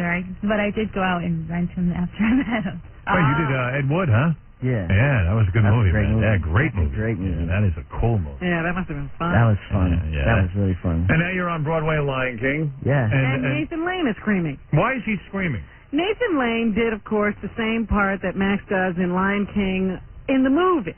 In the cartoon. Yeah. He played the voice of the... He was the voice of, what's your character Timon. called? Yeah, Timon. Yeah. Sans puppet. Right. Right. And now he's saying that Max is sort of just imitating him. I don't buy that. Do you? I've seen the movie. Listen, I loved him in the movie and what he did in the movie. I don't purposefully try to copy anybody. Right. Pretty much I just have my own. I mean, your voice is so unique. Yeah, I don't think I do it like him at all. He's kind of more Jewish and kind of more. I don't know what you would call it. It's a different voice. It's just, yeah, Nathan Lane should shut his fat mouth. Who cares what he has to say? Certainly the lines are the same. So in other words, you do a real scene stealer in that thing, and you mean he's going to make it? Now he's going to taint it by saying you're imitating him. That's a nice guy. What a dick. The point is that he's a dick. Yeah. Forget about it. He was dissing the whole show actually. In the same, Really? In the same kind of sense of humor. His sense of humor was a little bit, Oh, the show's wonderful. nasty. That's but, great. It's really good. Max Casella, go see him in Lion King. He's telling me the costume, the actual costume, it's a puppet costume. Mm-hmm. It's killing you, right? Kicking my ass. Yeah. Why? He's hurt.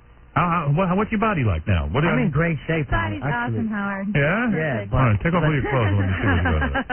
What are you saying? That But my joints, my legs are screwed. Totally. Really? Yeah. It's like walking around. I was telling Howard that it's like walking around with like a little kid on your feet. Oh, and, you're walking around like that, but you have to sing and dance for 2 hours, Right. Yeah. It's heavy, huh? It's heavy. It's not, maybe if you first pick it up, you go, "Oh, this isn't so heavy." But if you wear it for a while and walk around in it, you'll swear it weighs a ton. Wow. I wondered about that because you are moving around quite a lot. Yeah. And what do you do? 8 shows a week? 8. So how long can you keep up that kind of physical torture? I have no idea. I have no experience doing 8 shows a week. I mean, I'm working with all these, people who are veterans at it. Yeah. And they're just sort of, I mean, I think it's hard on everybody, of course, but how are their joints from carrying around that costume? Everybody's, they have a physical therapist. Right. Full time on the job. Yeah, Sign up and take like a 15-minute block. You see these with them. costumes, they're big ass costumes. I mean, it's a lot to carry Doing around. the same show, the same jokes 8 times. I'm not used to that. Right. That's even harder than the puppet is doing the same show, and you can't divert. You can't. They're going to try and keep you in, though. When is your contract up? It's up in November of '98. And do you think you'll leave?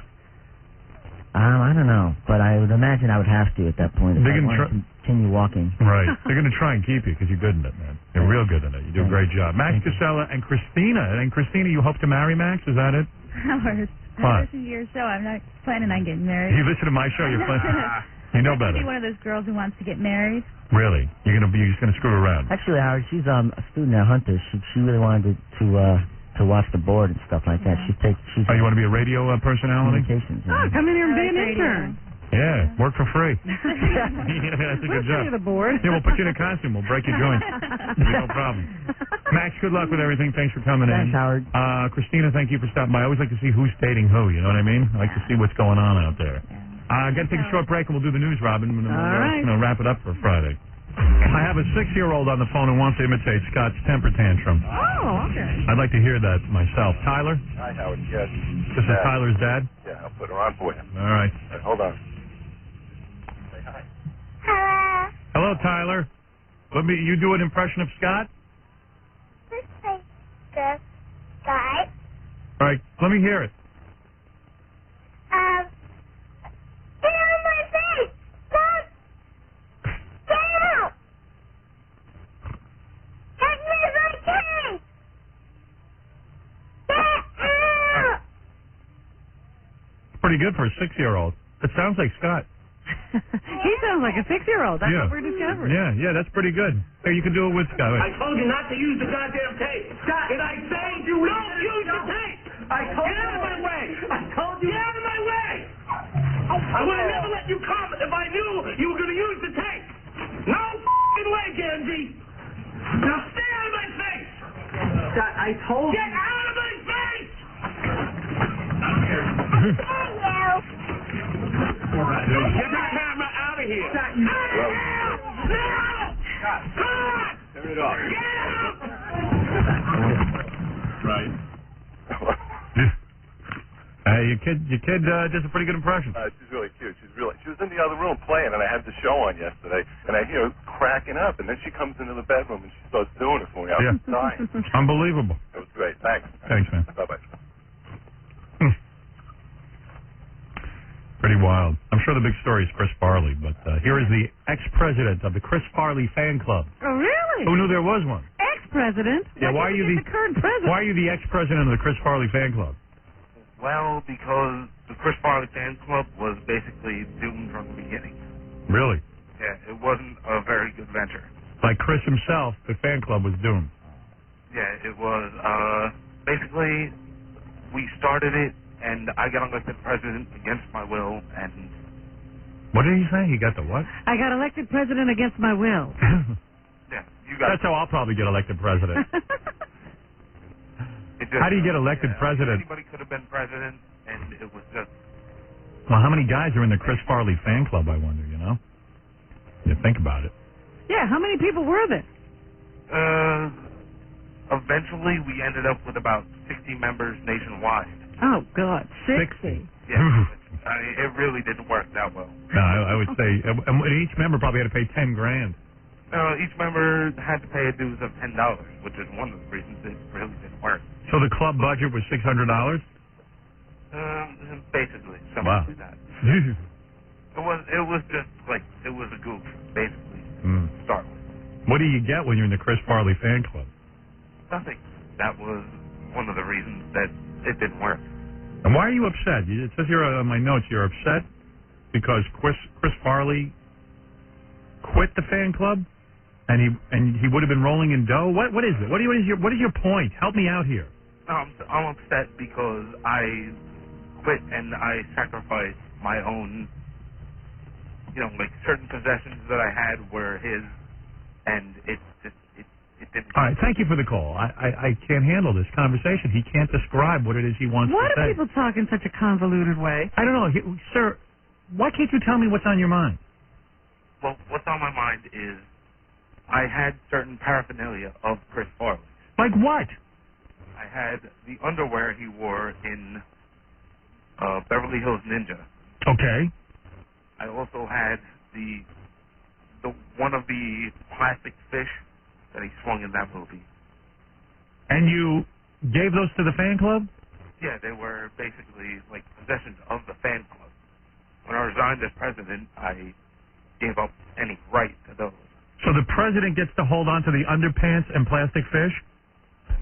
That's basically the way it works. Yeah, I wouldn't feel too bad. You wouldn't have been too rich from a plastic fish and some underwear. Oh, he's lamenting the loss of those, so he can't auction them off? Yeah, he's thinking he could have been rolling in dough. Look at the samurai sword that John Belushi swung on Saturday Night Live. I guarantee that would sell for $10,000 right now. Oh, yes. To who? To one of those. All right, I can't take this guy. This guy's sad. That's the Chris Farley fan. Yeah, the whole thing is sad. Chris Farley was sad. The fan club is sad. The whole thing of him dying is sad. It's just too sad. Thank you. Jeez. Anyway, Robin, what's in the news besides Chris Farley? Well, I got to go with Chris Farley. Okay, go ahead. Lots of stuff to say about Chris. He is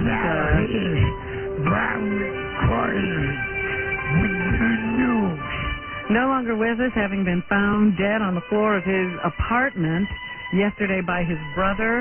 They say he was clad only in his pajama bottoms. I believe that.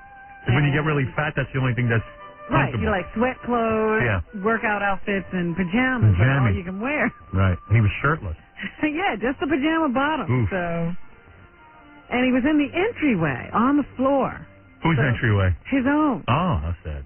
So maybe he was trying to get to the door, and they say there was some red fluid around his nose, like blood, maybe. Going to be an autopsy today to try to determine exactly what happened. The speculation is, of course, that because of his weight and his lack of physical fitness, he probably had a heart attack. I could save the taxpayers a lot of money. You don't need an autopsy to know what he died of. How about obesity, drunkenness, heroin and cocaine abuse?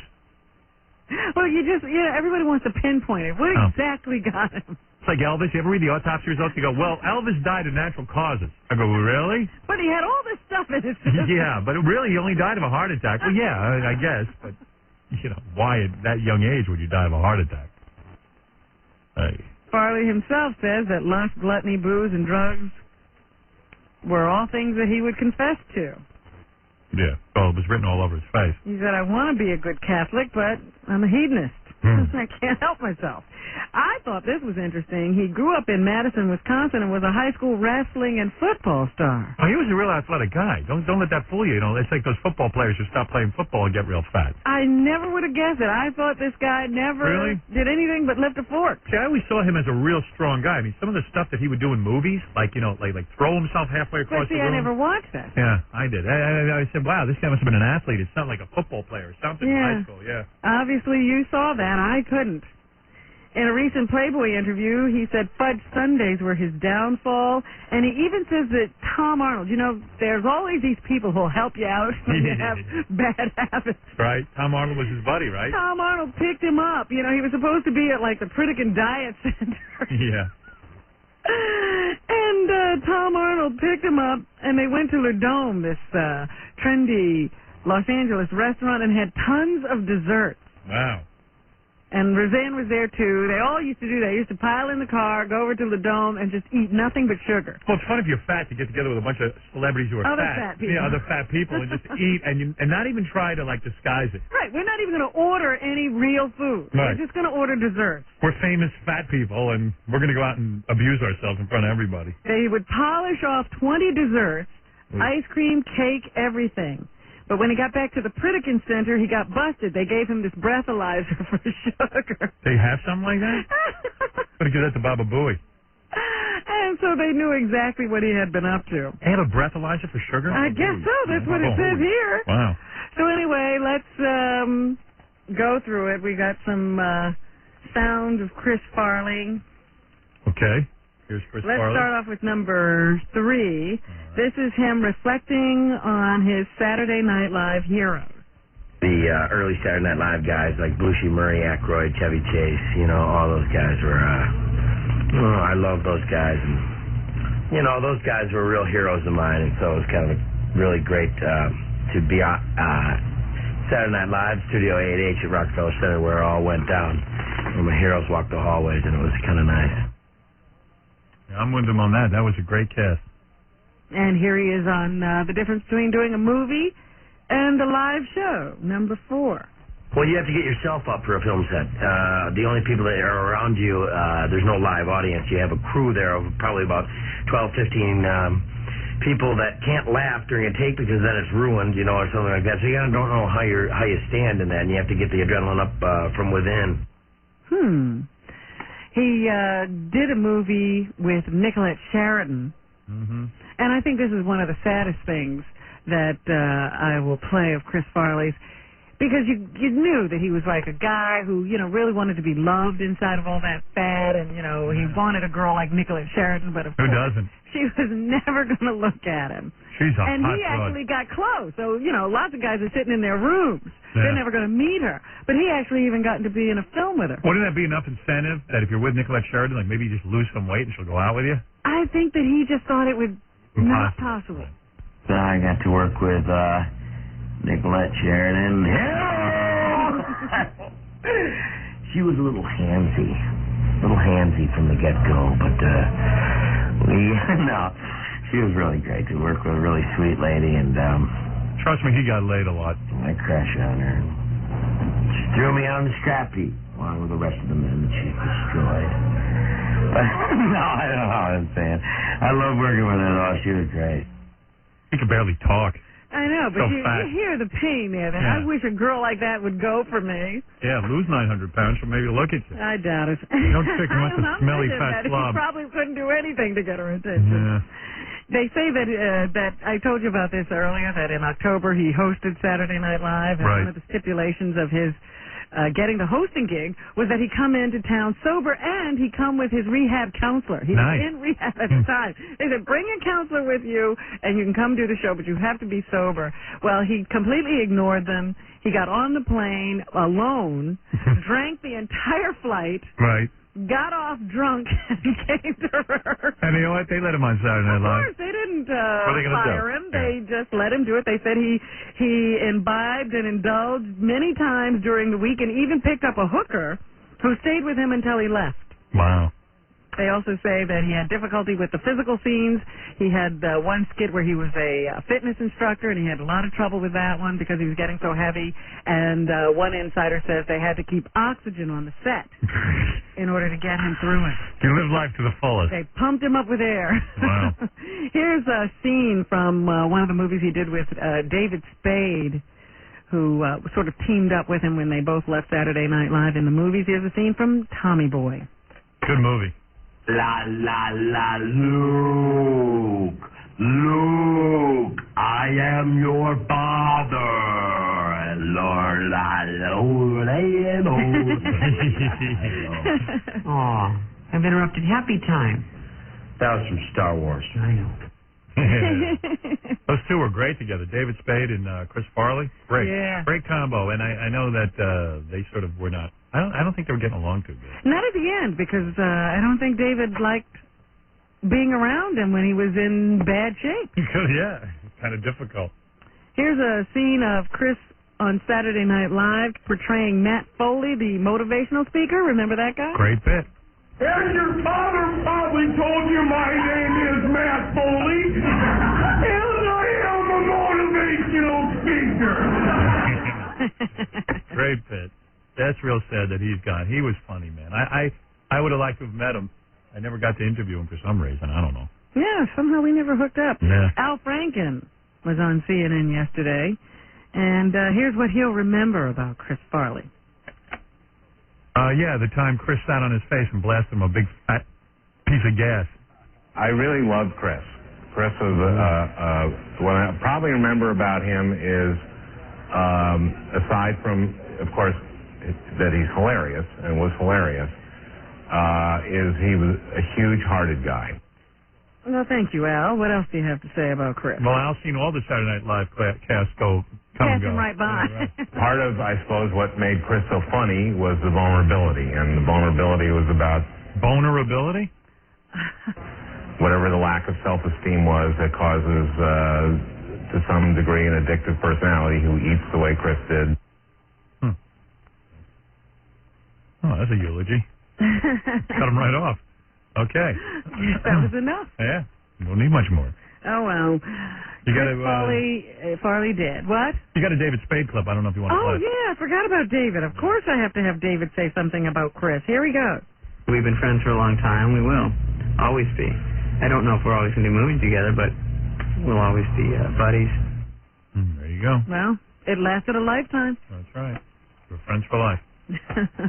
I called David to try to get him to come on the air today. Yeah. I don't hear him. I don't see him. I thought maybe, what's his name?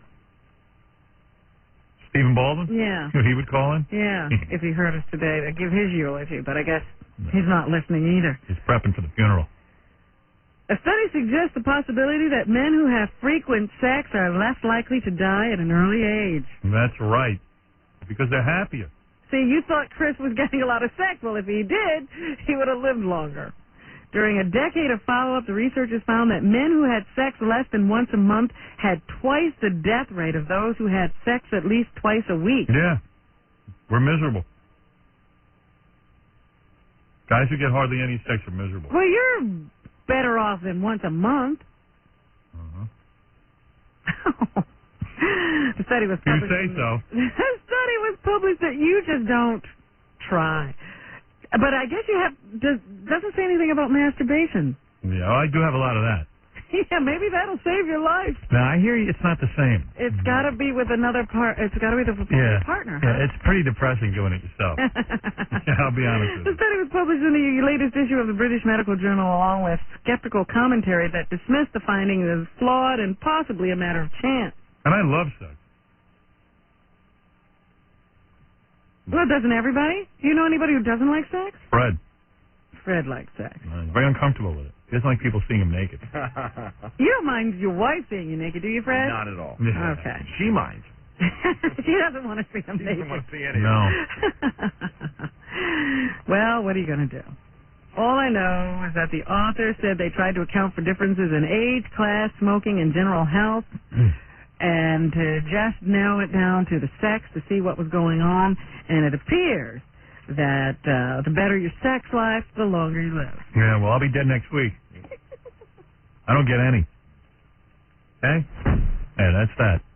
Next story. A gunman who had been holding his son and stepson hostage at a daycare center in Plano, Texas, released them late yesterday evening and then surrendered to police. So that hostage situation that was going on down in Plano at a daycare center is over. Apparently, the guy was upset with a dispute he was having with his estranged wife, who was an employee of this place.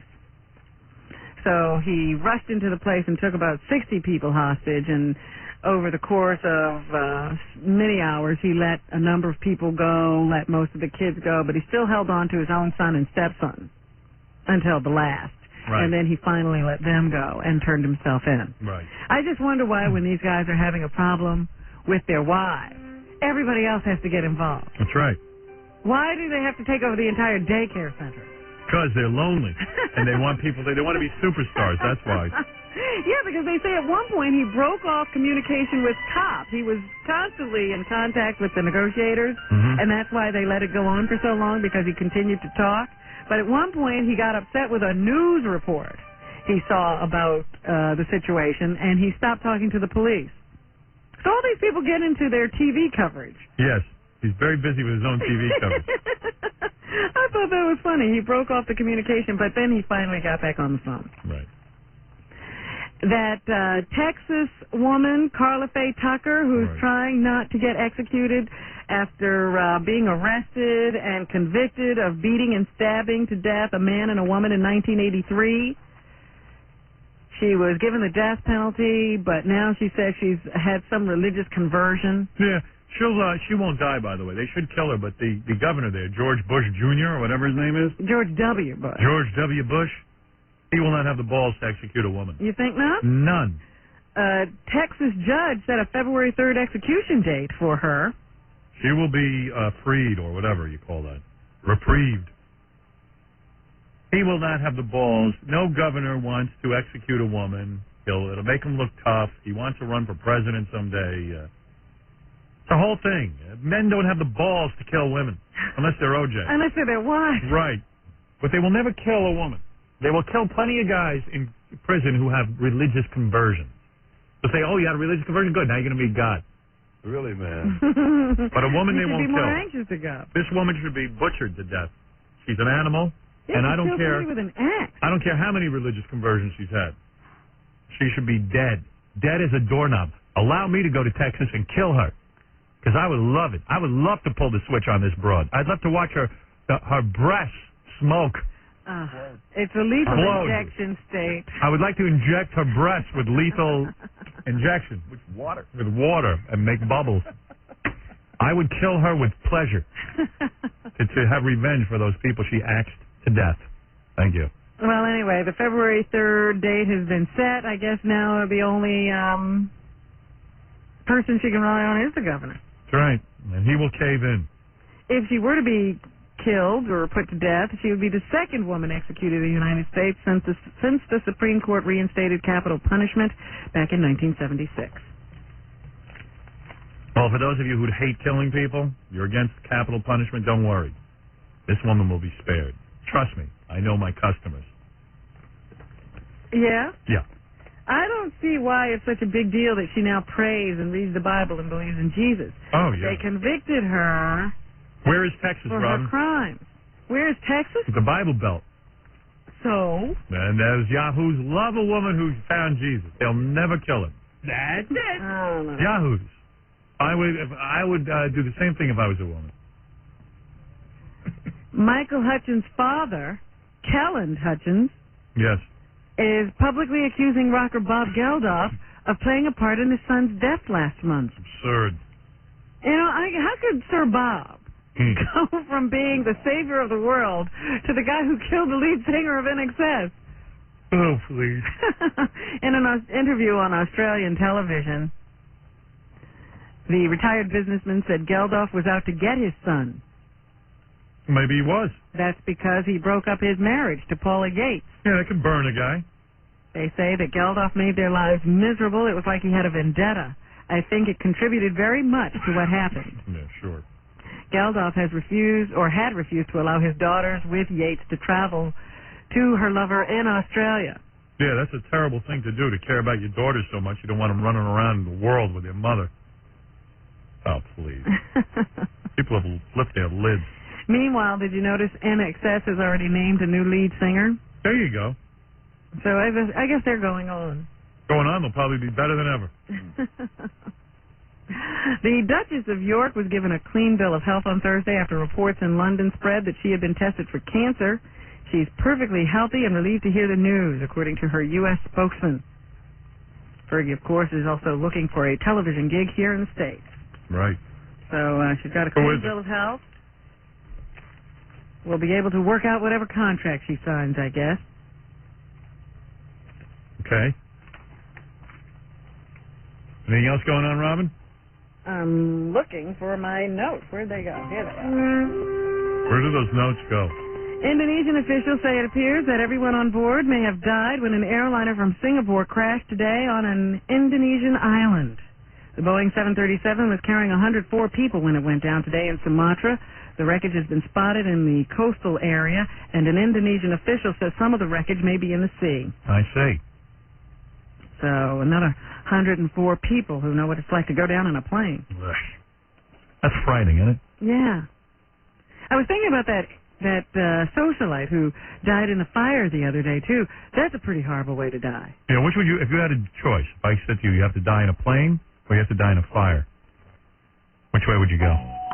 Well, the planes usually catch Well, I'm giving you a choice. You can think it through all you want. You want to be burned up to death or you want to at least be in a plane? I rather fall out of the sky. Well, I didn't give you that choice. That's being in a plane. So you would rather jump from the plane when it was falling? The plane is falling, you're falling with it. Me too. I would rather do that too. They're both horrible. Yeah, but this is the idea that if somebody is burning up so much they leap from a building and get impaled on a fence. Oh. Because burning can't be. I burned my finger, it hurts. Yeah, I mean, that's how bad off that woman was. She'd rather die being impaled on a fence than to face, to hang out with the fire a few more minutes. Oh, let's get out of here. That's disgusting. You just painted a horrible image. Well, that's what happened to her. I know. Meanwhile, I heard she was just about to come out with a tell-all book about her problems with Donald Trump. Really?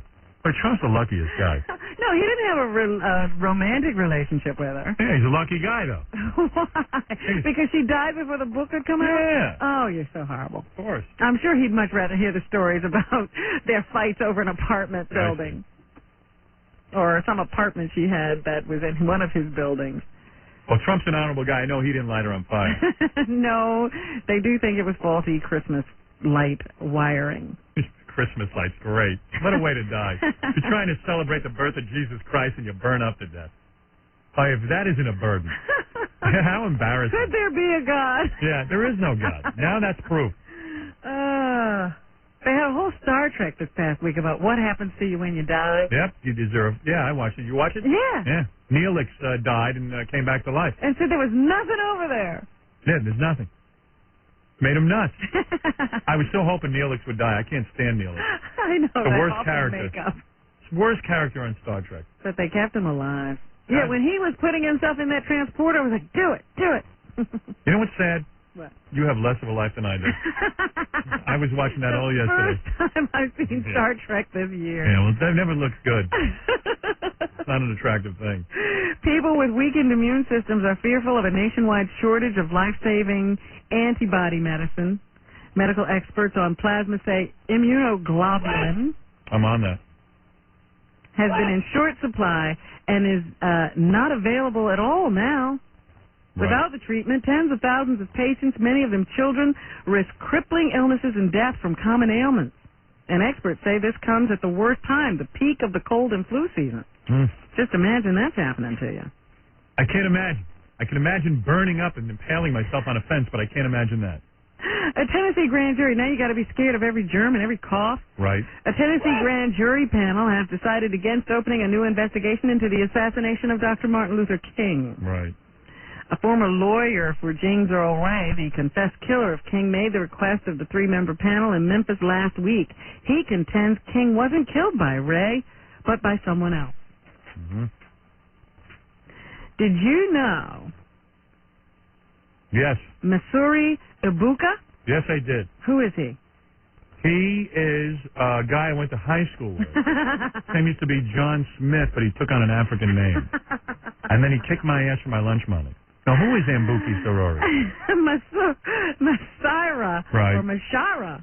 Masharu? Yeah, who is that? Masharu Ibuka. Is the guy who turned a little radio electronics repair shop into the Sony Corporation. Oh, you're Japanese guy. I thought it was an African name. Yeah, that's why I can't pronounce his name. He turned a little radio shop Yeah, he into... was a radio repair guy. Wow. And now that's what Sony is. It's the Sony Electronics powerhouse that he created. He's dead now. Died of acute heart failure today at 89 years old. I know I should have repaired these things instead of talking on them. He's survived by a son and two daughters. Do they get the mother load or what? Oh, yeah. Sayonara, baby. Do I make you horny?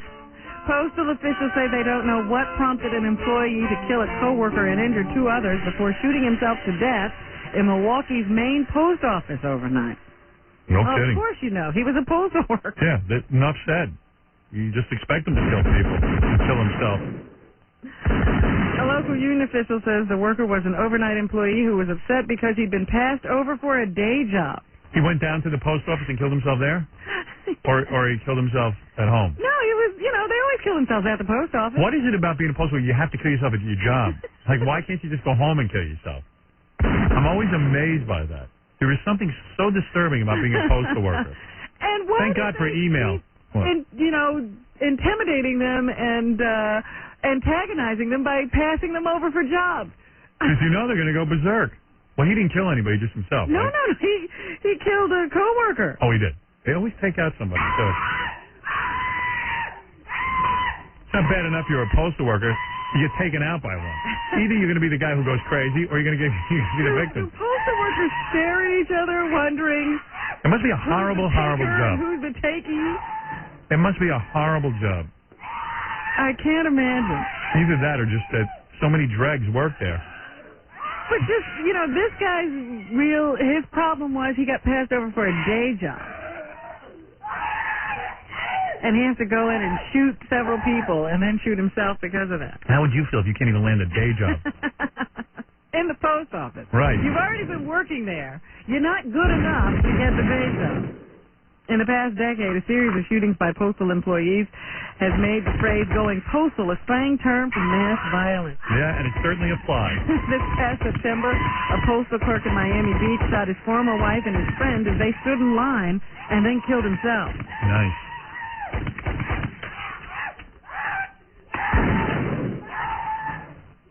Good Lord, stop that screaming. I say we do away with the post office. Well, then how will we get our mail? I don't care. I guess we are putting a little too much pressure on them. In other countries, the mail doesn't come so well. Right. You just never get your letters. Here, we have good mail service, but it puts too much pressure on the people who are doing it. Yeah. It's a lot of pressure around the holidays. Titanic sails into movie theaters today, and everybody's wondering how it will do at the box office because the budget was $200 million. How will it do, Robin? What is your prediction? I think it will do well. I think people will be excited to see a new film that has this kind of special effects. And what will be the number one movie? Critics are loving it. Will the number one movie be James Bond, or will it be Titanic? I think Titanic will take the number one slot this weekend.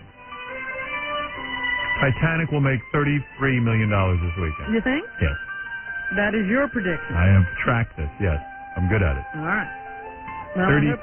Is that good? I hope you're right if that's good. But when it costs $200 million, it's nothing. St. John's University is offering a $10,000 reward for information leading to the arrest of the person who attacked a female professor off campus. Professor Victoria Schoaf is recovering from the December 10th attack that occurred in a parking lot in Astoria, Queens. The school asks anyone with information on the crime to call the New York City Police at the 114th precinct. They still don't know who did this. Right. Woman was beaten up and left in her car. The bodyguard in the crash that killed Princess Diana met again today with a French judge in charge of the case, but Trevor Rees-Jones reportedly couldn't recall anything significant. Investigators are hoping that Rees-Jones will shed light on events leading up to the August accident, but he's been struggling with memory loss. There's nothing new. Yeah. I don't know. I mean, one of the girls who works for us on our computer shot a couple of drinks. She can't remember anything. I can imagine when you get hit in the head like that. I don't know. Nothing new from today's meeting. So I don't know why they keep asking him. He's not going to remember, and he's had so many drugs and anesthetics in his system. I wouldn't trust his memories anyway. I don't know. The guy's trying to remember where his teeth are. What happened to him? So leave him alone. Right. We've been sort of focusing on this drug abuse thing. Right. Today because of the death of Chris Farley. And I see that Dave Navarro. Soundgarden? No. Oh. He's not from Soundgarden. Chili Peppers? Red Hot Chili Peppers and Jane's Addiction. Yeah. And I guess he's supposed to have been clean and sober for a 5-year period of time, and somebody's saying he fell off the wagon recently. Okay. But, it could have been an experiment just to see, and he's worked on this new video, and they show him in the video shooting up while he's on the phone talking to a rehab center. Nice. So here's Dave Navarro talking about the video. Chad Smith, the drummer of the Chili Peppers, and I have completed the recording and mixing process of a record, and it is tentatively entitled Spread. And as far as the release of said album, I don't know when that'll happen or if it'll happen. It was more one of those things that was like a cathartic thing. Right. He's the same guy who was writing in his own blood on Fiona's dressing room walls the other week. He's a passionate man. I guess so. Right. And finally, of course, today we had Quentin Tarantino in the studio. He's got a new film coming out on Christmas Day called Jackie Brown. Bridget Fonda has a role in the film, and here she is sharing with us what it was like to share bong hits with Robert De Niro. Ooh. I thought about that when I watched it. Watching him do it, he's so funny in it. He's so great in the movie. Somebody actually said to me, "You passing the bong with De Niro," and I realized, yeah, I was. Wow. She sounds pretty deep, that Bridget Fonda. A lot on her mind. Kind of girl I could really talk to. I'm sure you'd find something to talk about. Yeah, baby. Yes, fascinating. So that's what's happening. All right, thank you, Robin. Everybody have a good vacation. We have a little bit of a break. We have a big event coming up when we return. Scott the Engineer and his push-ups. Everyone looking forward to that. Want to thank Quentin Tarantino, like you just said, for coming in. Good luck with his movie, Jackie Brown. Max Casella, who is used to be on Doogie Howser, used to play the friend Vinny Del Pino, and now he's in Lion King. Thanks for coming by. Plays Timon. And don't miss Stuttering John appearing at Wanda's at the Holiday Inn in Mechanicsburg, Pennsylvania this Saturday night from 10 to midnight. Don't forget to watch the E! Show tonight. Wild episode. Kendra goes under the console with me. She's a high-looking chick, too. I love when they go under the console. And we'll see you when we get back.